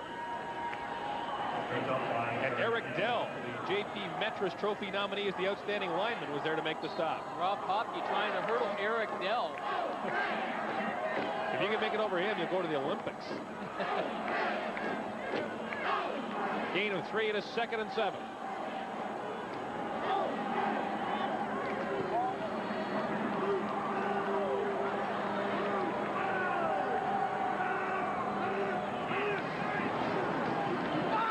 Gabler dumps it over the middle, and it's incomplete as he was looking for Kevin Tenick. You know, that's the right read for Wally Gabler. He saw the linebackers trying to shoot into the gap between the guard and center, realizing that the middle would be open. You can see again, it's Mike Boone, inside linebacker, trying to come inside. Also, Peter Payne was there. Excuse me, I believe that is Rob Thurger, who's in there for an injured Greg Brick. Or excuse me, injured Peter Payne. Wally Gabler back to punt.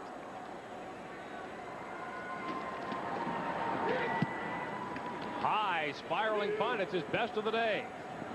Mark Morrison takes it inside his 30, and Morrison is bottled up as he gets to about the 32, and now we've got some pushing and shoving as feelings run a little hot between these two teams.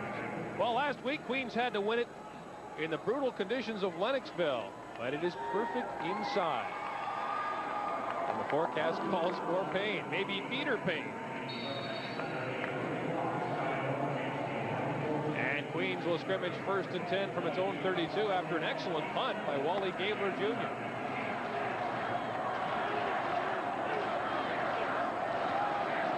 Elberg on the toss. Again, stretched outside, puts his head down, but he gets ridden out of bounds very quickly. And let's go down to Rod Smith. Thank you, Gordon. Joining me now, Queens linebacker Mike Boone. Mike, it seems, as Jamie Bone was pointing out earlier, that their offensive line is not really concerning itself with the linebackers, and it's costing them. Yeah, that seems to be true. They haven't been picking us up on our stunts, and it's really helped us out, causing pressure on the quarterback. And it seems to have rattled Gabler, at least to this point. Yeah, I think so. So let's hope it keeps up the rest of the game. One thing you do have that is different from last year is points in the second half, and that must really help your momentum. Yeah, it's a nice start. Let's just hope we can go for the next 40 minutes or however much longer we got. So, thanks. Thank you, Mike. And the pass is complete over on the sideline. They rule him out of bounds now. Steve Jovanich looked to have possession, but the ruling is that he was out of bounds. You only have to have 1 foot in bounds. About 3 feet in bounds, but he was juggling the football a little bit. Boy, I don't know. It looked like he didn't have control initially, but as everybody looks at it on the Jumbotron. Yeah, Jovanich is looking at the replay, and he really won't like that call down. No. There's an injured player. It is Steve McKee, the outstanding inside linebacker for Guelph. But they don't say the eye in the sky don't lie. Yeah, well, it didn't there.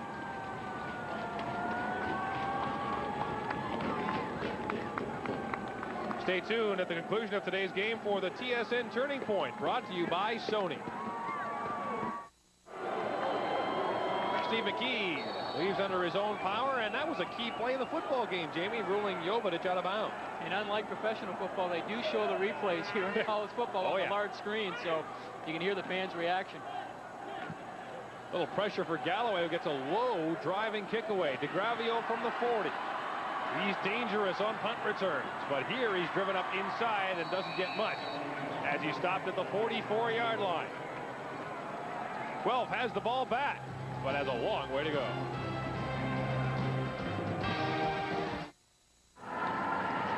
Welcome back to doubleheader Saturday on TSN. Earlier today, you saw St. Mary's defeat the University of Calgary. That's one part of the equation.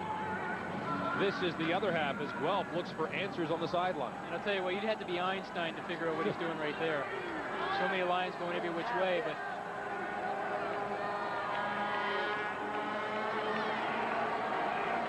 first and 10 from the 44. The fake to Popke. Gabler has time and throws it out there, but it is incomplete as he was looking for Hugh Drennan.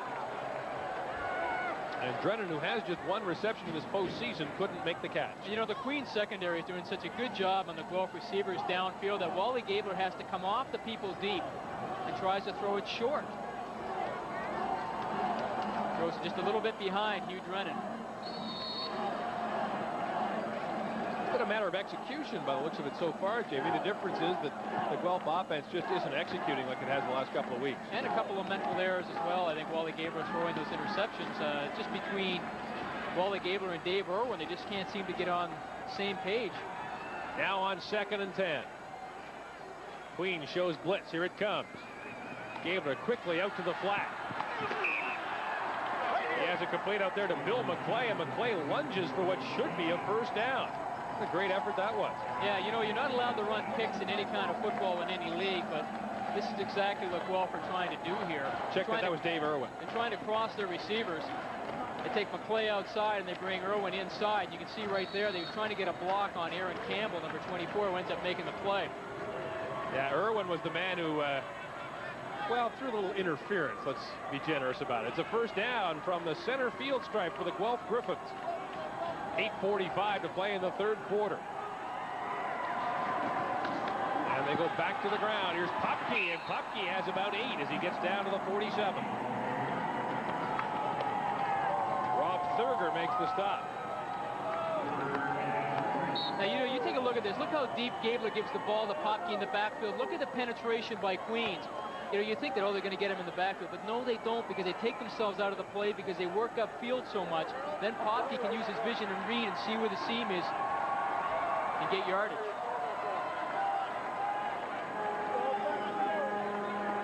After a gain of 8, it is 2nd and 2.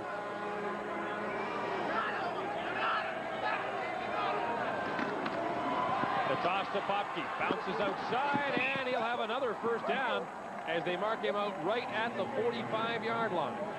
Forced out by Max Turner. This is the kind of situation Guelph wants to see itself in. 2nd down and short.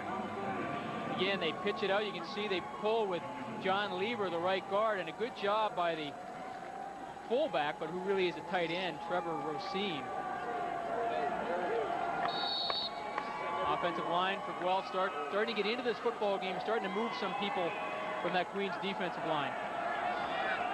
Another first down at the 45-yard line of Queens. Guelph is putting together an impressive drive here. But thus far, the best the Gryphons have been able to manage.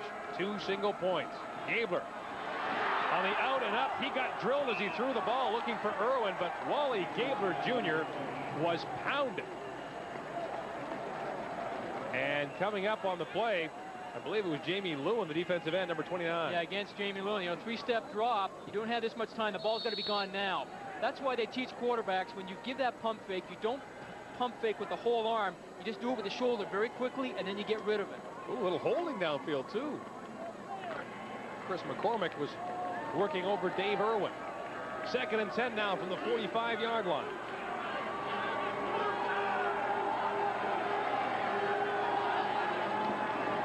They fake the draw to Popke. Gabler's under pressure. And he is dropped.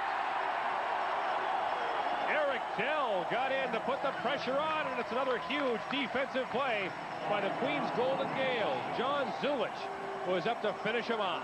Now, you know what you've got? You've got a little bit of a mismatch here you've got Jamie Lewin, who's lined up as a defensive end, rushing in the quarterback. They're pulling their left guard, Stewart, number 61. He's got him, but Stewart's 254 pounds.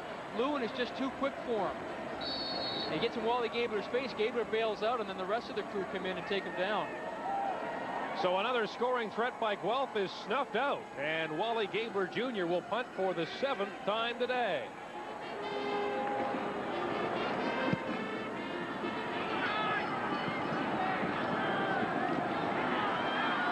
And here is Morrison. Morrison steps upfield and gets up close to the 25-yard line.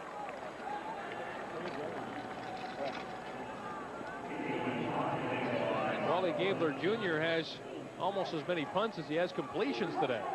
And what a job this unit has done, the Golden Gale defense.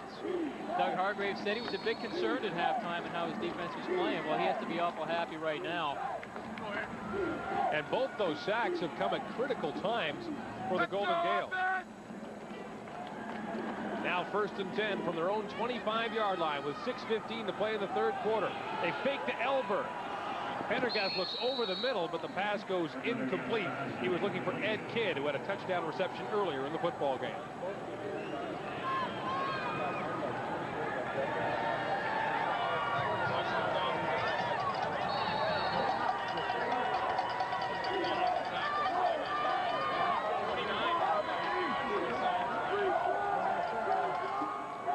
They're talking about how the defensive backs are playing Dave Irwin, and getting Wally Gabler and Dave Irwin on the same page would seem to be critical for Guelph.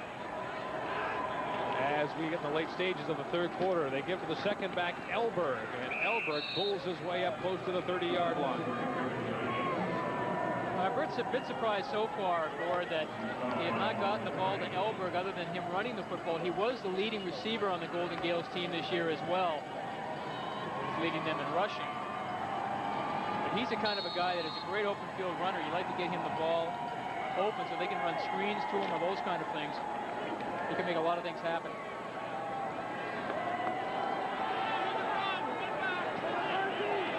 And so Guelph should again get good field position, but the question for the Gryphons, what can they do with it? The snap is low to Galloway, who gets a low end-over-end punt away. It bounces at midfield. Taken by DeGravio.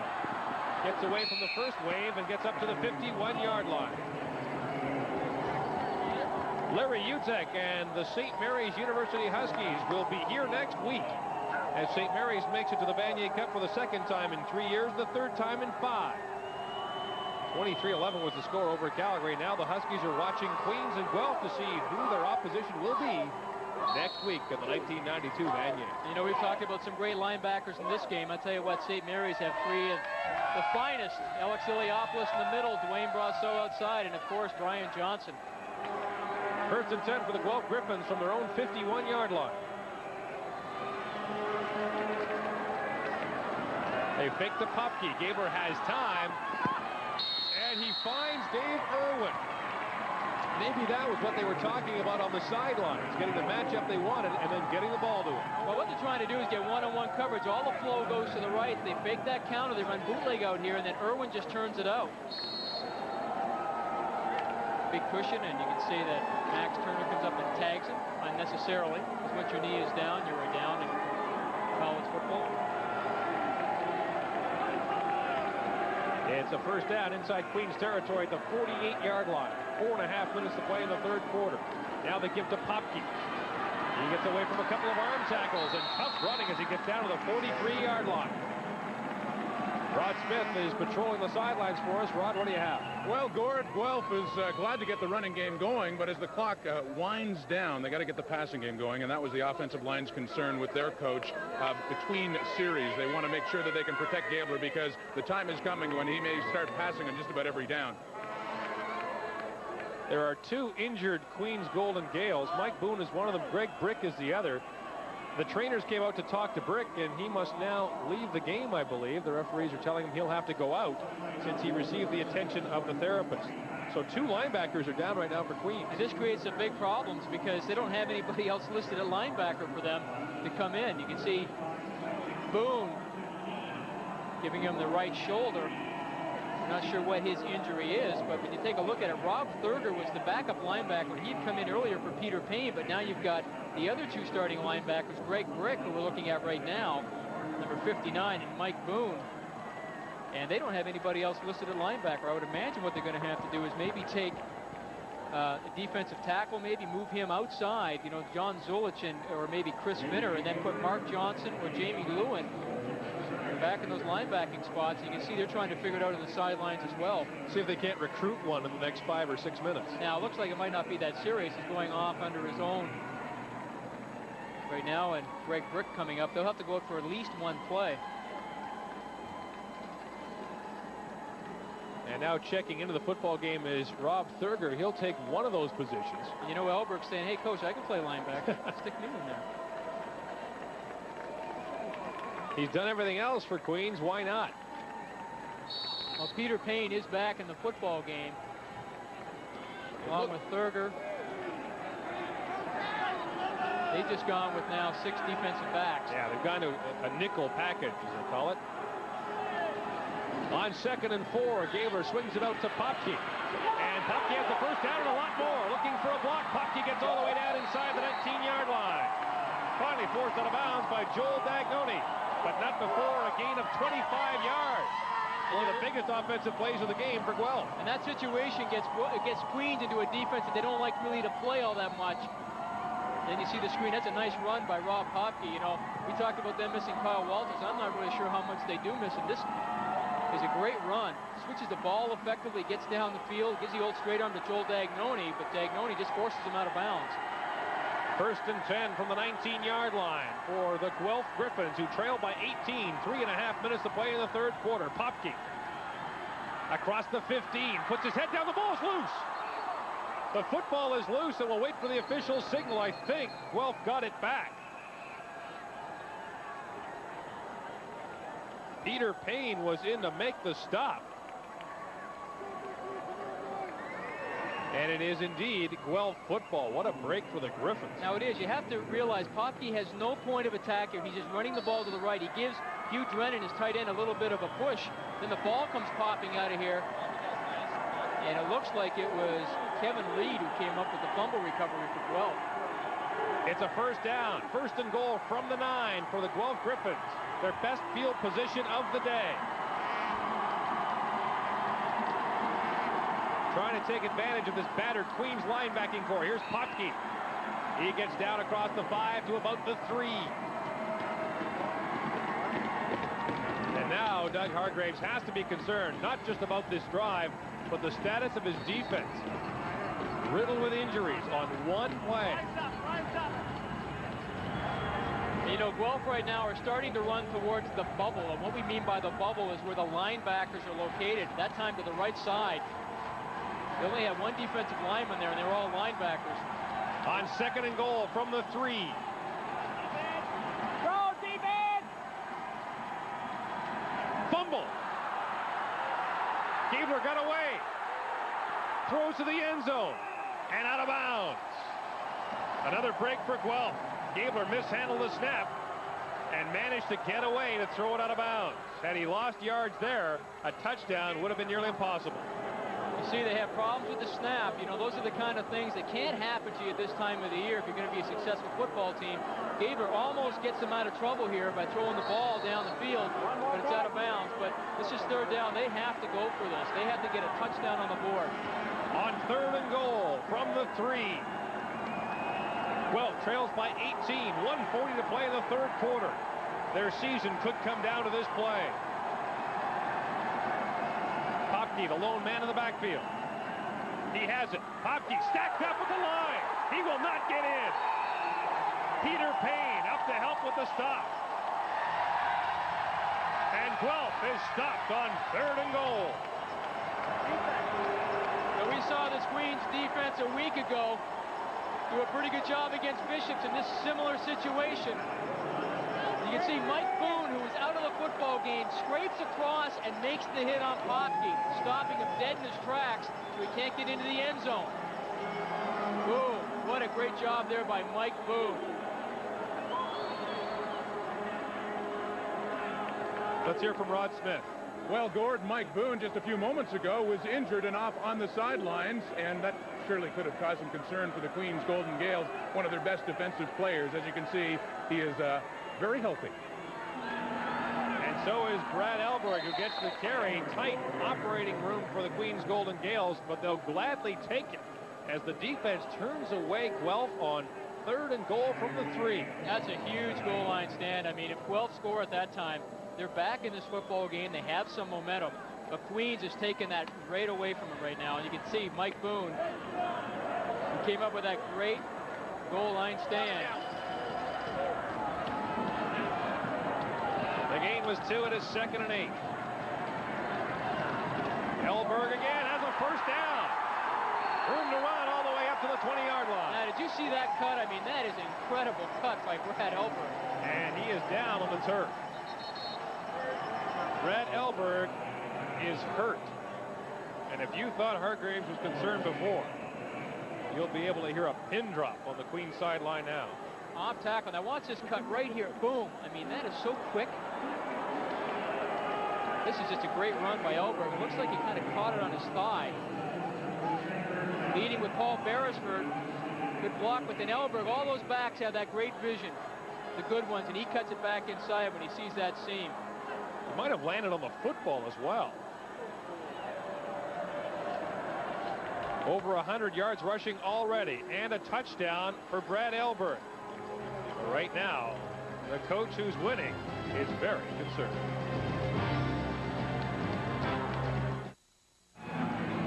Everybody on the Queens sidelines exhales simultaneously as Brad Elberg leaves under his own power. He should be all right. He got a first down just outside the 20-yard line. And now they give it to his replacement, Don Rorwick. And Rorwick has good yards inside. So as all these Queens ball carriers get good yards, an indication of the good job being done by the offensive line. Yeah, when you take a look at when replacements come into this football game, you know, Don Rorwick this season carried the ball, see there, 159 yards for a 7.2-yard average, which is a very good average running the football. He got 6 there at 2nd and 4. Here he comes again. Another first down. As he breaks into the Guelph backfield and gets to the 39-yard line. They're making it look very easy on the final play of the 3rd quarter. 20-2. Queens leads Guelph. 15 minutes to play, and Queens can go to the Vanier Cup. It's a long way back for the Guelph Gryphons.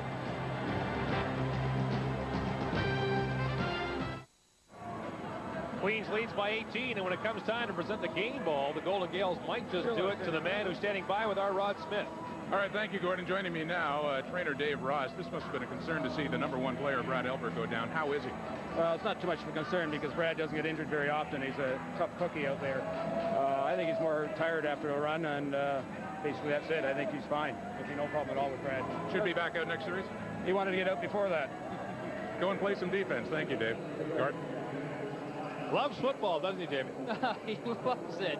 I mean, we talked about this last week. We asked him, said, do you like the game? He goes, hey, I want to play, scout, coach, sleep, and breathe football until I die.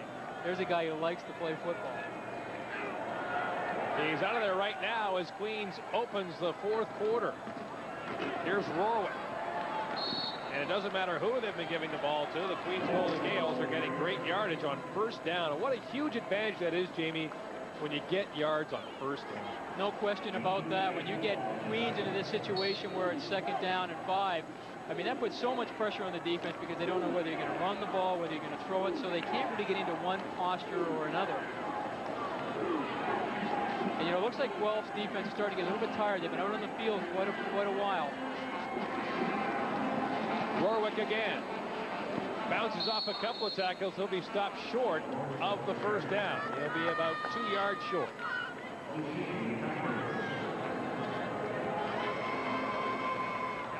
And Doug Hargraves will take no chances, send in the punt unit.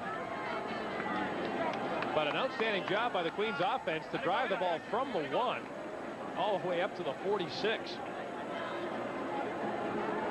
That goal line stand by the Queens defense will loom large when this game is decided.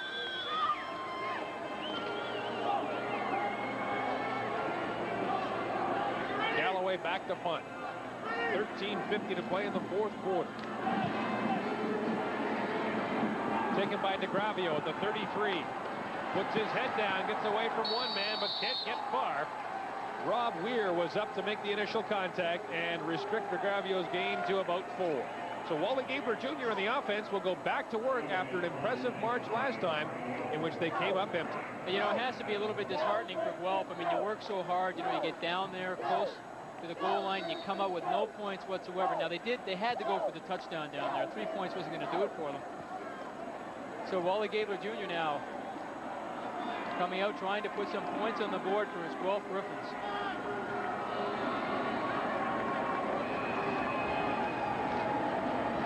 On first down, he comes up throwing, looking deep. A high fluttering ball. It's anyone's guess who will have it. Shane Doherty rips it away from the defender. Shane Doherty with an outstanding play to rip the ball away from the defensive back and get down to the 31-yard line. You talk about wanting the football, Jamie. That's what you like to see in all receivers is aggressiveness, because this ball hangs up forever. This looks like a jump ball in basketball. Now you can see he's against James Patterson, 5'8". Now Shane Doherty is 6'2" tall. He's going to win that battle every time, but they come down with a football. What an effort by Shane Doherty. You could call him Wobbly Gabler after that pass, which was a kind of like a punt, but the result is a first down. After a gain of 38 yards, 1st and 10 from the 31, the toss to Popke. Heads upfield and is forced out of bounds at the 26. They'll mark him out actually at the 27-yard line after a gain of about 4. Well, here they go again, getting close. Again, you can see that Mark Johnson and Greg Brick have a bit of a stunt on. Brick has contained. A little bit of a late hit there by James Patterson. And I want to bring this up at this point. Bertie Young and the crew have done one of the great jobs we've seen of officiating. I don't think we've had a flag in the second half. They've let the guys play, and they've done a heck of a job. On 2nd and 6. Gabler with a bullet. And it falls short as he was looking for the inside receiver, Kevin Reed. That ball was tipped at the line.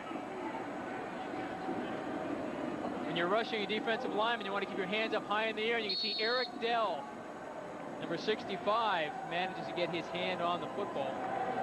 So it's another gambling situation, this time on 3rd and 6. Down by 18. The field goal is of no use to Guelph. And they'll go gambling here. Popke, the lone back in the backfield. Now he moves up to the line, Gabler. Swinging it out for Popke, and it wasn't even close.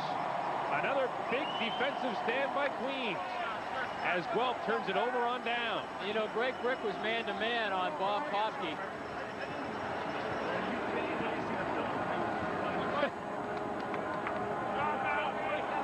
The numbers after 3. More net yards for Guelph than Queens. But the key plays have been on 3rd downs in this last 5-minute sequence. And they've turned them away on 3rd and goal from the 1, and they're on 3rd and 6.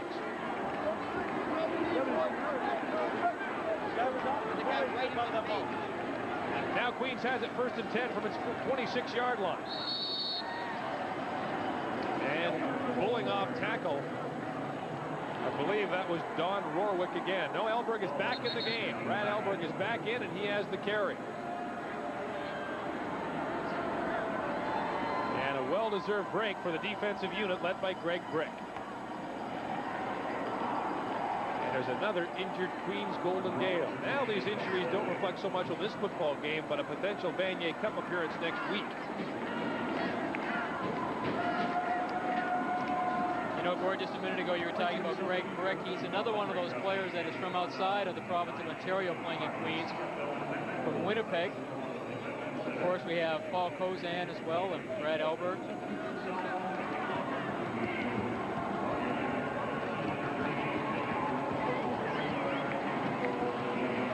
That's a guy that the running backs don't want to have out of the football game, Big Mark Robinson. Attack.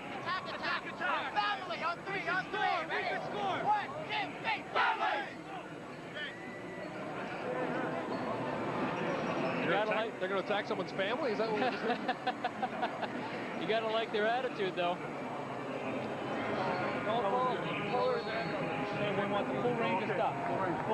Hey, remember, Blue 69 is read screaming. Yeah. Away from my hand.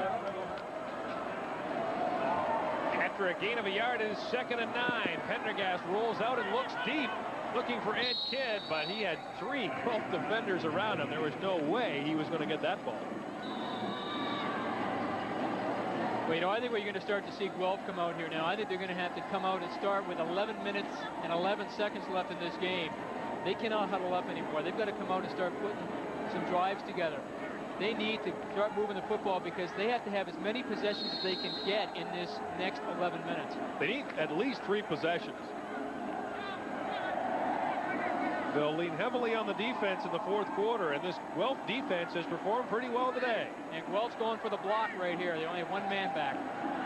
Here they come. Galloway gets a low end-over-end punt away. DeGravio lets it bounce at midfield. Now scoops it up. No flag. And he gets down to about the 52-yard line before he's forced out of bounds. It is Queens leading 20-2 with 10:46 to play in the 4th quarter. Number 2 meets number 3 with a chance to be number 1 next week. Let's go to Rod Smith. Thank you, Gord. And, well, we've been talking about what Guelph has to do, down by 18 points with just 10 minutes remaining. There was a team meeting before the offense went on. 2 words that I were able to hear: no huddle. I'll be very interested to see if Guelph goes into a no huddle, or at least a very hurry-up offense heading down the stretch. Jamie, you mentioned it. Now, my question would be, if you haven't used it all year, can you be effective with it in the 4th quarter of a playoff game? Yeah, I think you can, Gord, because each team has a 2-minute or a 3-minute offense that they use. Lightning, we've seen other teams use it as part of their base offense, such as Bishop's University. So these guys realize that time is their big enemy right now. They've got to score points in a hurry. They cannot waste time by getting back into the huddle. On 1st and 10 from the Queens' 52-yard line. Gabler throws it kind of sidearm, and the pass intended out there for the running back Ulrich Doherty, but he was bumped at the last second. Well, you see, the reason there was no interference on that is because Max Turner can hold his area, and the running back ran into his area. See, right here, he's complaining of interference, but Max Turner can stay in that area and hold his area. He does not have to give that up to anybody. Now 2nd down with 10 minutes to play. Gabler over the middle, has it complete. Kevin Reed. And that will be a 1st down for Guelph, and the Gryphons go straight to the line of scrimmage. Kevin Reed comes down with another reception inside. This is such a tough pass to throw and makes a great catch. Kevin Reed at a Salt Fleet High School, the same school that produced Paul Masadi playing with the Toronto Argonauts and Christian Masadi. On 1st and 10 from the 39. Gabler swings it out, complete to Trevor Racine, and Racine, trying to fight his way to the sidelines, has a gain of about 5.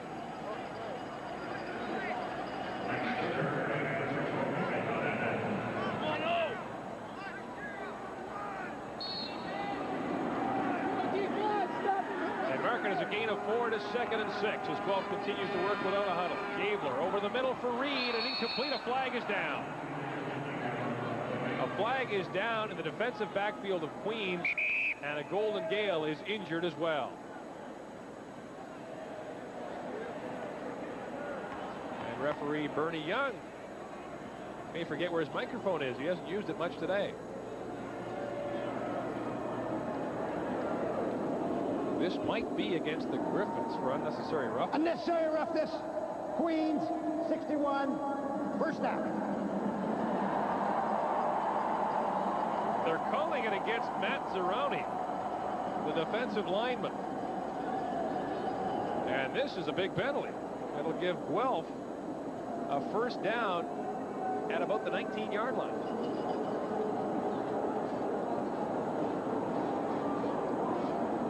And the injured Queens Golden Gale continues to receive attention. I think it is Matt Zeroni. The player has just been penalized. 61. Scouts.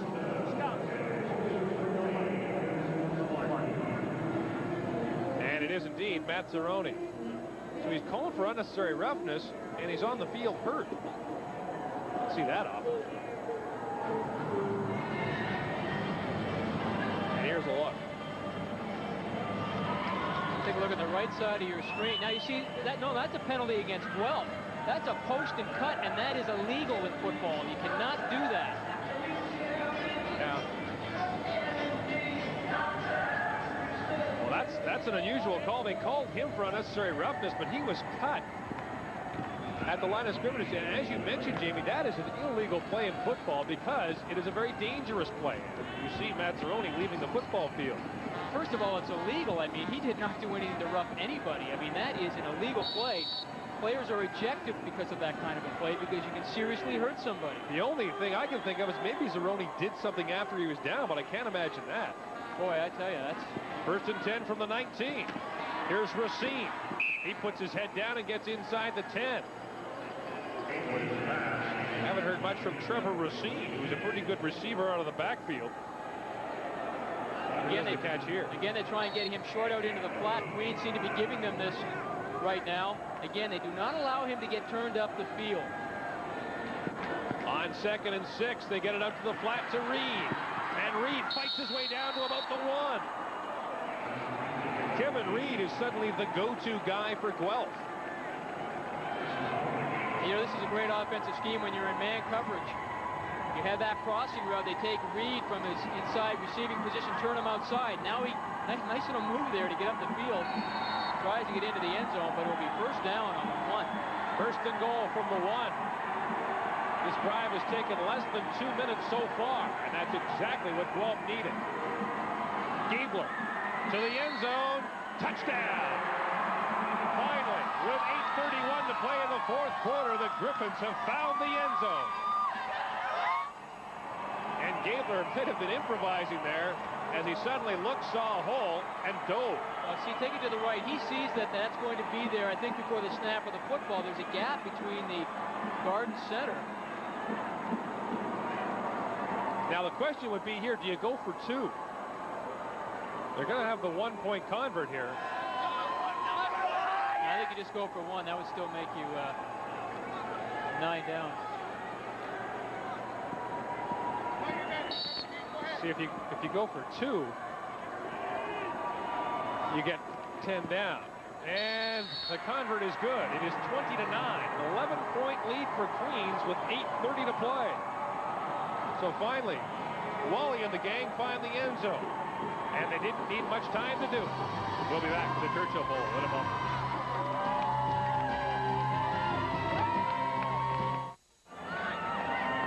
It's now a 20-9 lead, and Matt Zeroni is getting his knee iced, and it doesn't look as if he will return to this football game after an unusual series of occurrences down at the 20-yard line. Zeroni was called for unnecessary roughness after he was the recipient of a cut block. The only thing I can think for it is when he came off the line, maybe he got his hand up underneath somebody's face mask, but I'll tell you what, you cannot post and cut anybody in football in any league. Here's Elberg with the kickoff return from the 20. He's got room to run, and the man who took one all the way back for a touchdown last week is brought down at the 48. Rod? This Gryphons bench is rejuvenated. They were feeling pretty down, of course, being down 20-2, but those 7 points have made a huge difference. Shane Doherty, for one, said just 1 more, we're going to win this thing. Well, not if Brad Elberg has anything to do about it. It was a 7-play, 52-yard drive. The no huddle means it took only 1:59 for Guelph to hit the end zone, and that was the key stat. And you know, at this point in the football game, Queens wants to get a few first down and keep burning time off of that clock. On 1st down, they're coming up throwing. Here's Pendergast looking over the middle. Complete. He's got it over there to the big tight end, Dan McCullough, and McCullough rumbles all the way down to the 15-yard line. So much for ground control. They go right to the air, and a huge play by McCullough. The gain is 46 yards. I'll tell you what, this takes a lot of guts for Pendergast. I mean, they're playing aggressive, and this is a great read. Great read, looking to the right, and then coming back to his tight end across the middle. Dan McCullough does a nice job of cutting it up the field. A 1st down at the Guelph 15-yard line. Now they go to the ground to Elberg. Elberg is tripped up quickly. A nice defensive play made by Hugh Tharby. I'll tell you one thing, Queens are not content to sit on this lead. How many times do you see a big guy like that with a 27.5-yard average per reception? Not very often during the regular season. He had a 16-yard average, so. Hey, the big guy can motor. The gain by Elberg was 2. It's 2nd and 8 from the 13-yard line. Elberg again. Doesn't get much, but he gets down to about the 11. This should be a chip shot field goal attempt for Galloway. And that's why they were trying to run the ball to the left side so that Galloway would just have a straight-on shot. Now the field goal is significant for Queens, but the lead would then be 14. So Guelph's position doesn't change much. The Gryphons still need 2 possessions, but now they need 2 touchdowns, assuming Galloway makes his field goal. The attempt comes from the 17-yard line. High snap. And it is good. A 14-point lead for Queens with 6:55 to play.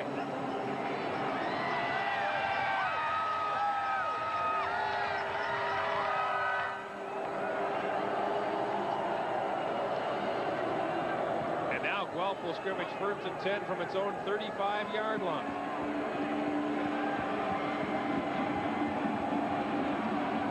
We talked a moment ago about the chop block on Matt Zeroni. Now, he was called for unnecessary roughness on this play. Let's see what happened, Jamie. Well, if you look just to the right, you see Matt Zeroni, the right, and your screen 62 hits him, and then 56 comes in underneath. That's Rob Westling and cuts him. Now, that is illegal. It's called a post and cut, and there's no room in football for that. A few weeks ago, a gentleman in the NFL got thrown out of a game for doing that.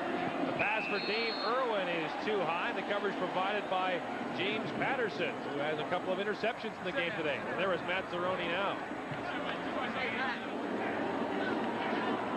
James Patterson on the coverage. Ball thrown a little bit high, but you can see Patterson right there. Now 2nd and 10. 6:20 to play. Gabler has it complete out there to Kevin Reed, and Reed has a 1st down and more. Up close to midfield as he stops at the 52-yard line.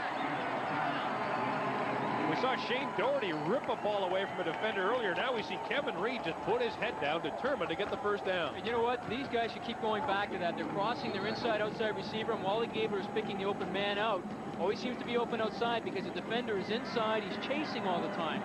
They should keep running this until Queens stop it. Clock running at 6:05. The pass is complete to Irwin, and he got whacked by Joel Dagnoni, the safety. Dave Irwin got nailed, and he is hurt. No wonder. Mike Boone and Joel Dagnoni teamed up to smoke the Guelph receiver. Now he makes the catch here inside. Now watch, he spins to the right. Spins to the right, and he turns upfield, and who's there but Boone, and then Dagnoni hits him right in the head. Oof. Hard-hitting football. Dave Irwin is tearing out the ear hole of his helmet.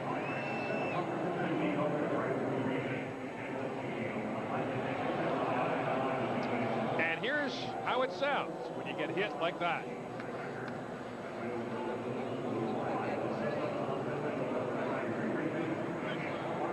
Well, it's a little louder than that, but give it your best imitation.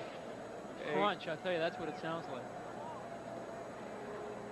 And Dave Irwin remains down on the field. And they're measuring as well. He was close to the 1st down, but he stopped just inches short. But really, these measurements mean nothing now, because with 5:53 to play, Guelph will be gambling on every 3rd down situation, and really they won't be running the ball to get a yard. They need to score quickly and get the ball back. Irwin is up, and here's the sound of the hit.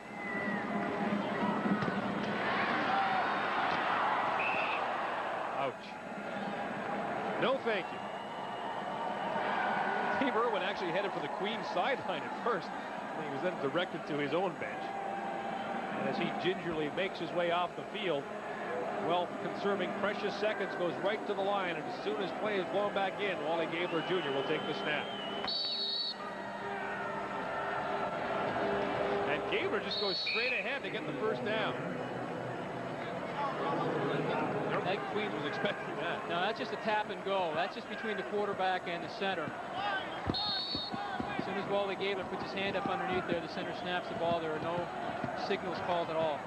Clock running at 5:45. Gabler over the middle, and it is incomplete to Kevin Reed. Rod Smith, what do you have for us? Well, Gord, I'm joined by a guy that's not really going anywhere right now, Matt Zeroni. First of all, how bad is the knee? Right now they're saying it's probably torn, and so that means I'm out for the year. It looked like a dirty block on the part of Guelph. It was a very illegal play. The first guy stood me up, and we were going one-on-one, and the second guy chopped me low, right at the knee, number 56, and I'm sure something will be done about it. It was blatantly obvious. Like it's illegal, and that's it, and that's all there is to it, and I'm sure something will be done about it. I really hope so, because it ended my season. Thanks, Matt. Gord? What can you say to that? Tell you what, he's got a right to be mad. Not only is it end his season, but he's been physically injured seriously. And if it's torn knee ligaments, he's going to have surgery. Last pass was complete to Racine for a first down. Patterson jumped in front of that ball and almost had his third interception of the game. How do you console this guy? Plays his heart out and comes up a game short through no fault of his own. 2nd and 10 now from the 28-yard line. Gabler on a timing pattern now throws it up to the end zone. He's looking for Irwin. Touchdown, Guelph! Don't go anywhere. The Gryphons are right back in it.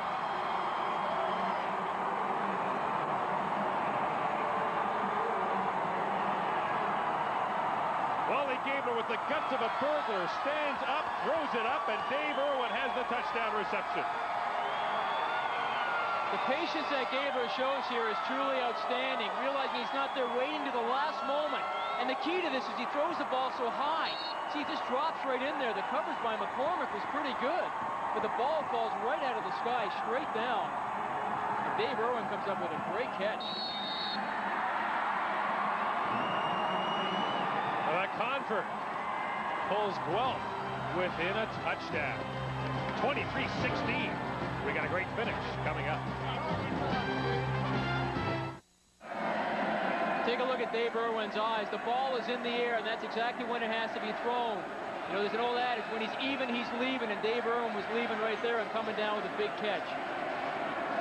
Look how that ball falls right out of the sky. You know, Dagnoni is there, but comes in underneath a little bit shallow. And Dave Irwin, who had his bell rung just a few minutes ago by Joel Dagnoni, gets the big payback. He may be seeing double, but he caught the right ball anyway. And it's now a 7-point lead. We saw Guelph go to overtime 2 weeks ago against Toronto. Will we see it again? And I'll say it one more time. How much is Queens thinking about what happened to them last year under eerily similar circumstances? Elberg mishandles the ball and now falls on it at the 8. Now, what were Queens doing here? It looks like they were getting ready for the onside kick. I don't think anybody in the stadium thought there was going to be an onside kick. 4:58 left to go in the game.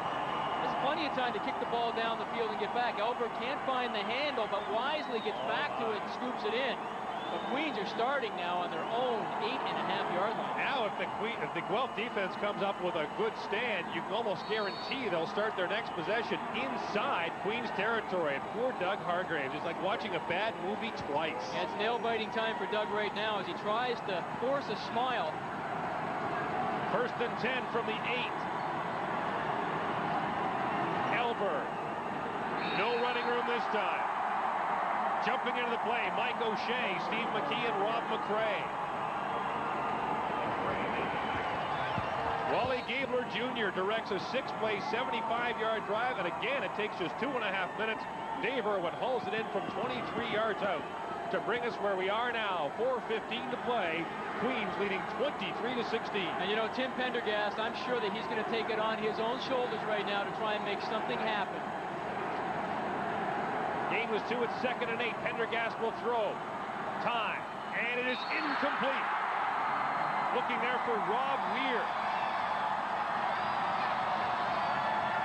And the pass falls incomplete. Now this is a case where Rob Weir goes down and curls. Pendergast thinks he's just going to hook. You see, he goes by the football. Pendergast wanted Weir to go down and stop, turn around, and work back to him, not across the field. And now Jamie Galloway will punt from his own end zone. And for those of you who are watching last year, are they going to give up the safety here? No, I don't think so. They're going to call timeout and talk it over, I believe. He's trying to.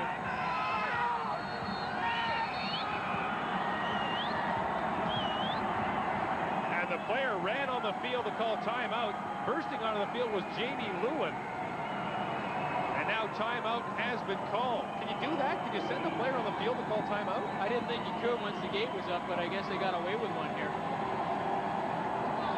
Now, I don't think there's any way in the world that Queens are going to give up 2 points here. I think they just want to make sure they talk it over, make sure everybody understands their assignment.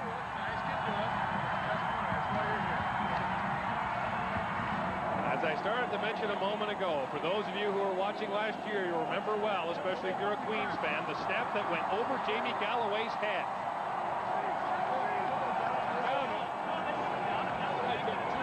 It was this very end zone.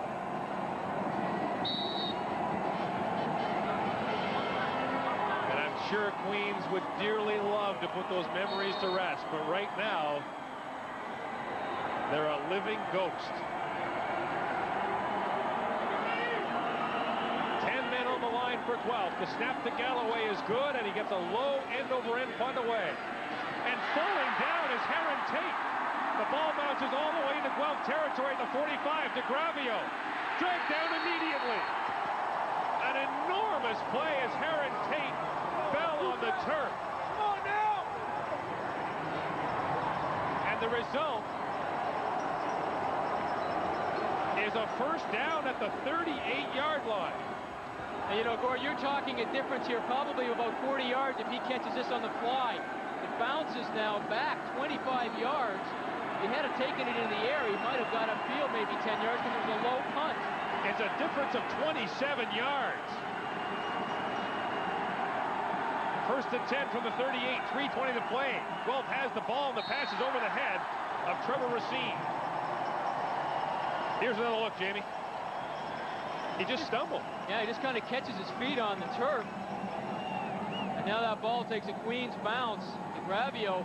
But Rob Weir comes down and makes a great play to stop any kind of Guelph return. Now still the 38-yard line is lots of room. Now there's a flag down, and I believe procedure will be the call against Guelph. A danger of the no huddle. Bernie Young and the boys will talk it over, and he'll make the call. Legal procedure. Guelph, 56, 5-yard penalty, second down over. Rob Wessling is the man called. Now, when you run your lightning offense, Gord, usually it's on the first sound after the play has been called. There might have been a mix-up there last play. 2nd and 15. Haven't seen much of Shane Doherty lately. Make to Popke. Gabler will try to run. Now he throws it up. And it is almost picked off on the sideline. Up to make the play is Aaron Campbell. It'll be 3rd and 15. This Aaron Campbell was the 7th DB until Brad Dent was hurt a week ago, and he's coming up with some pretty key plays for Queens last weekend as well as in this football game. And Dan McNally sends the punting unit out onto the field. That, of course, includes his quarterback, Wally Gabler. And, you know, that's a good decision by Dan McNally. He realized with 2:51, this last 3 minutes now, can take a long time. If they can get Queens deep, stop them, get the ball back, they'll have time enough to tie this game up. Boy, the 27-yard difference on that punt return is huge here.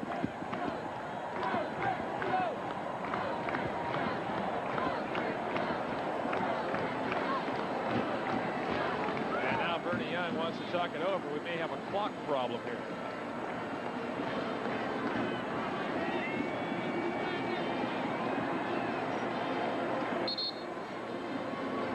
.51 to play. Dan McNally's team appeared out of it for much of the football game, to be quite honest with you.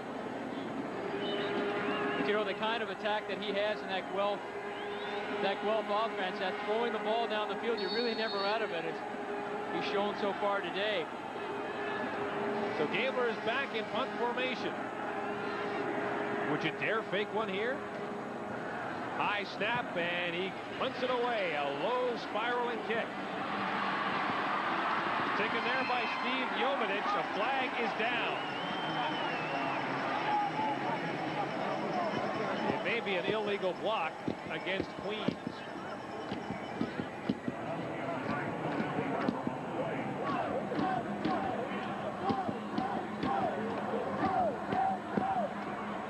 Holding on the run back. Queens number 8. 10-yard penalty. First down. Patterson is called for holding. So move it back.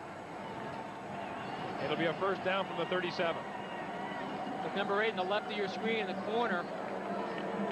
Oh, he holds Bill McClay by the grabs him by the scruff of the neck. Now the 10 yards, of course, field position is all important at this stage. First and 10 from the 37, 2:33 to play. The toss to Elberg.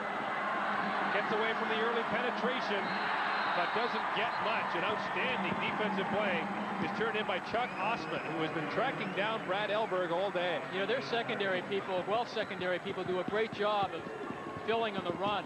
You can see that he cuts back underneath Steve McKee, the linebacker, and the secondary people fill, and that's a great job by Charles Asman.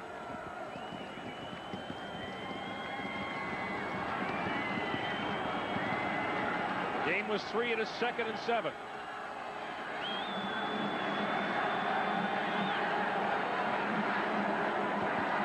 The fake to Elberg. Pendergast to the sidelines. Jovic is wide open and has the first down at the 49-yard line. Big first down for Queens with 2:01 to play. This is the kind of game they wanted out of Tim Pendergast, what he's been known for. This is a great throw on the run. And Jovic just turns around and makes sure the catch and gets out of bounds. I guess the only thing that could have been a little better would have made the play perfect because it has been able to stay in bounds. But you're asking for a lot on a catch like that at the sideline. First and 10 from the 49, 2:01 to play. They go back to the ground to Elberg, who fights his way for about 3. He runs into a wall of tacklers. Among them, Steve McKee, the linebacker. And Dan McNally wants timeout. Now there's an injured player for Queens. Dan McCullough is down. That might have been a wasted timeout. He had no way of knowing. He would have been able to see that McCullough was down. 1:57 to play in the fourth quarter. It's a 7-point lead for Queens.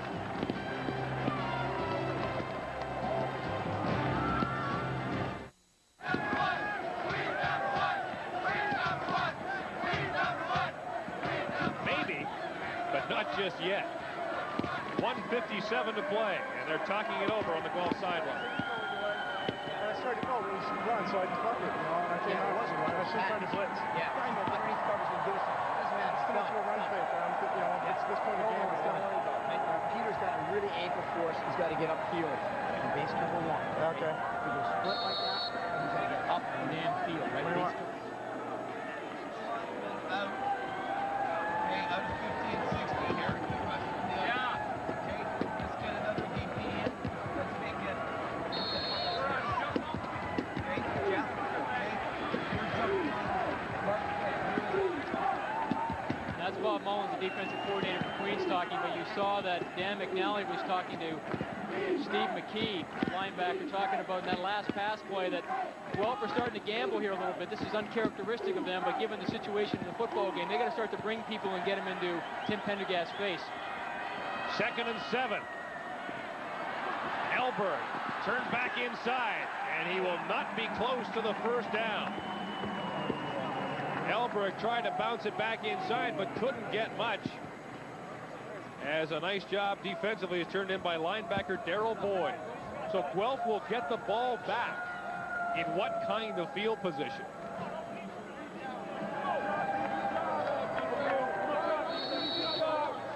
Jamie Galloway is in to punt. If he achieves his 40-yard average, Guelph will get it back at about the 25. Galloway's done the job. And his last punt was aided when Aaron Tate slipped and fell. Here's the Gravio from the 20. Gravio fights his way up across the 35 and close to the 40-yard line. And the Guelph Gryphons will begin from their own 37-yard line. I thought there might have been a clip right when DeGravio caught the ball. It looked like Rob Weir, number 12, was clipped. Yeah, they got away with a lucky one there. He was pushed from behind. 1:19 to play in the fourth quarter. First and 10 from the 37-yard line. 73 yards to the end zone.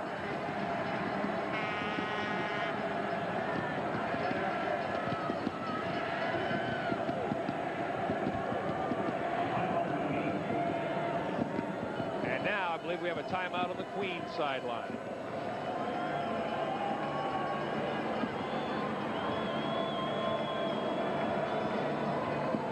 Queens right now, they are going to be talking things over with their defense coordinator Bob Mullins to make absolutely sure everybody knows what's going on. They have another defensive back into the football game. That's Jeff Yaw. It's funny, that's twice the Queens has called timeout right after a punt. You'd think they would have talked things over on the sidelines. There hasn't been an offensive play run. What is there to adjust to unless it's the personnel they see in the game? Unless, yeah, it might be the case, Gord, or just wanting to reinforce exactly what they want to do on defense. They may need that timeout later. Should there be overtime, it will be 2 10-minute halves. It's like a brand new game with 2 new halves. We saw it 2 weeks ago in the OUAA semifinal game.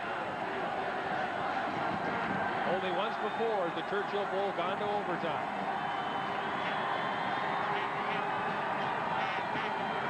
First and 10 from the 37. They give to Popke. And Popke gets to about the 44-yard line. Kind of hard to figure that, Jim. Well, they're trying to run something, figuring that Queens is in their pass posture defense right now. They're playing man underneath Queens. They have 2 deep in their secondary. Gabler looking for it all now. He's got 2 receivers down there, almost intercepted, and now a flag is down. Oh, boy. Let's see what this call is all about.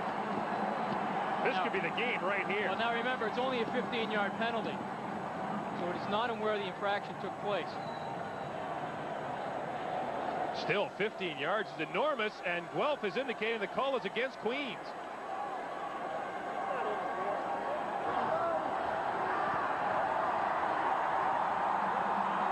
Forward pass interference.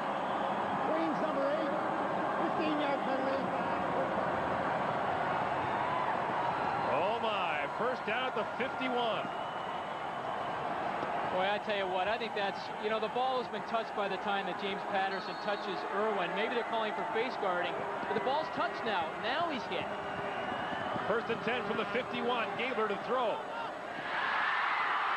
Goes to the near side, and it is complete over there to Dave Irwin. 57 to play now in the fourth quarter. The last time this game went to overtime, 1970. The University of Manitoba beats Queens in the overtime of the Churchill Bowl. Is Queens staring extra time in the face again? First down, 51 seconds. Gabler under pressure.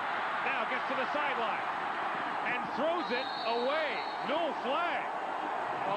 No flag. He clearly threw that away. That is incredible. You know, Reg Balatanuzzi standing beside Dan McNally just kind of shrugs his shoulders like, wow. You know, he's under wraps right now. He just tries to throw the ball underhanded to get rid of it. And the Queens fans saw it on the Jumbotron. They can't believe it, and neither can Doug Hargrave. Second down from the 37, 45 to go in the fourth quarter. Gabler has it picked off. It's intercepted. Aaron Campbell to the 30, the 20.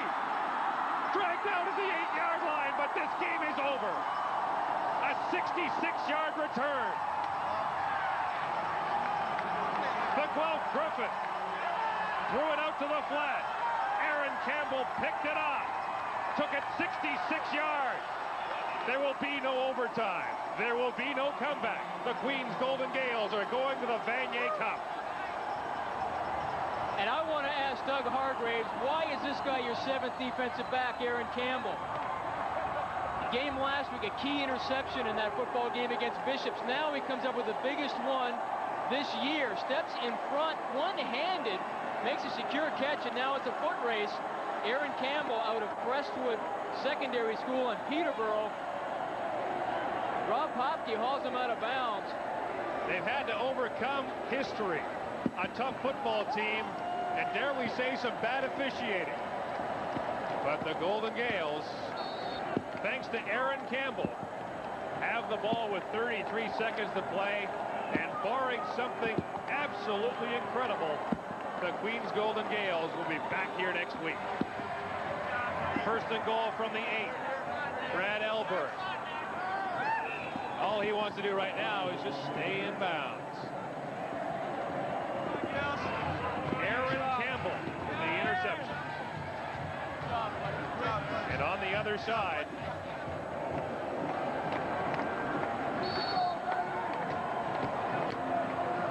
Wally Gabler did it all year long. And that's a pass he won't soon forget. What an outstanding year that young guy has had. The clock is running at 15 seconds. There will be one more play. Let's go to Rod Smith. Thank you, Gord. Joined now by Aaron Campbell. Aaron, it looked like you knew that one was coming, didn't you? Well, they've been running outs all day, trying to play tighter on them than before because we're playing a little looser. But this game today, full team effort, offense came forth, and defense stepped up. Gaels, we're going to the Vanier. Okay, thank you. Congratulations. Thanks a lot. And the Guelph Gryphons will come up a game short. Aaron Campbell missed all of last season after suffering a training camp injury. He returned this year, and his interception return is the difference. The clock is down to 0, and they won't even have to snap it. Now they've got to snap it one more time to make it official.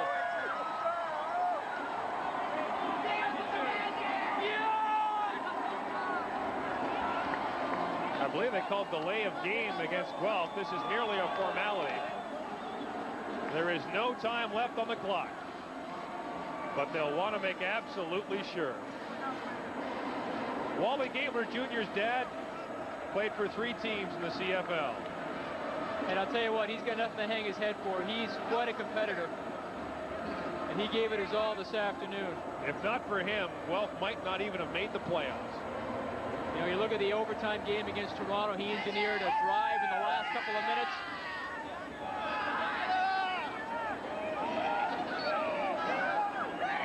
They haven't been to the Vanier Cup since the early 80s. They haven't won it since the late 70s. Queens will get its chance next week against the St. Mary's Huskies. Pendergast will take the snap and simply fall on the football. And the Queens Golden Gaels have won the Churchill Bowl. Queens is heading to the Vanier Cup. They didn't make it easy on the coach.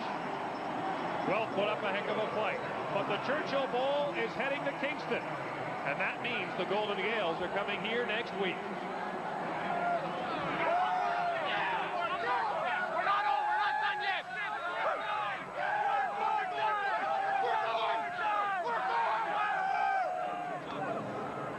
The ghost of Churchill's past has been buried finally by Queens.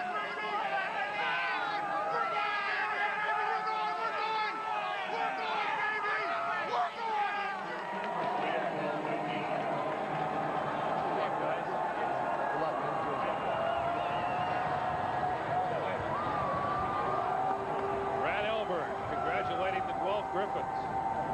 What congratulations he deserves.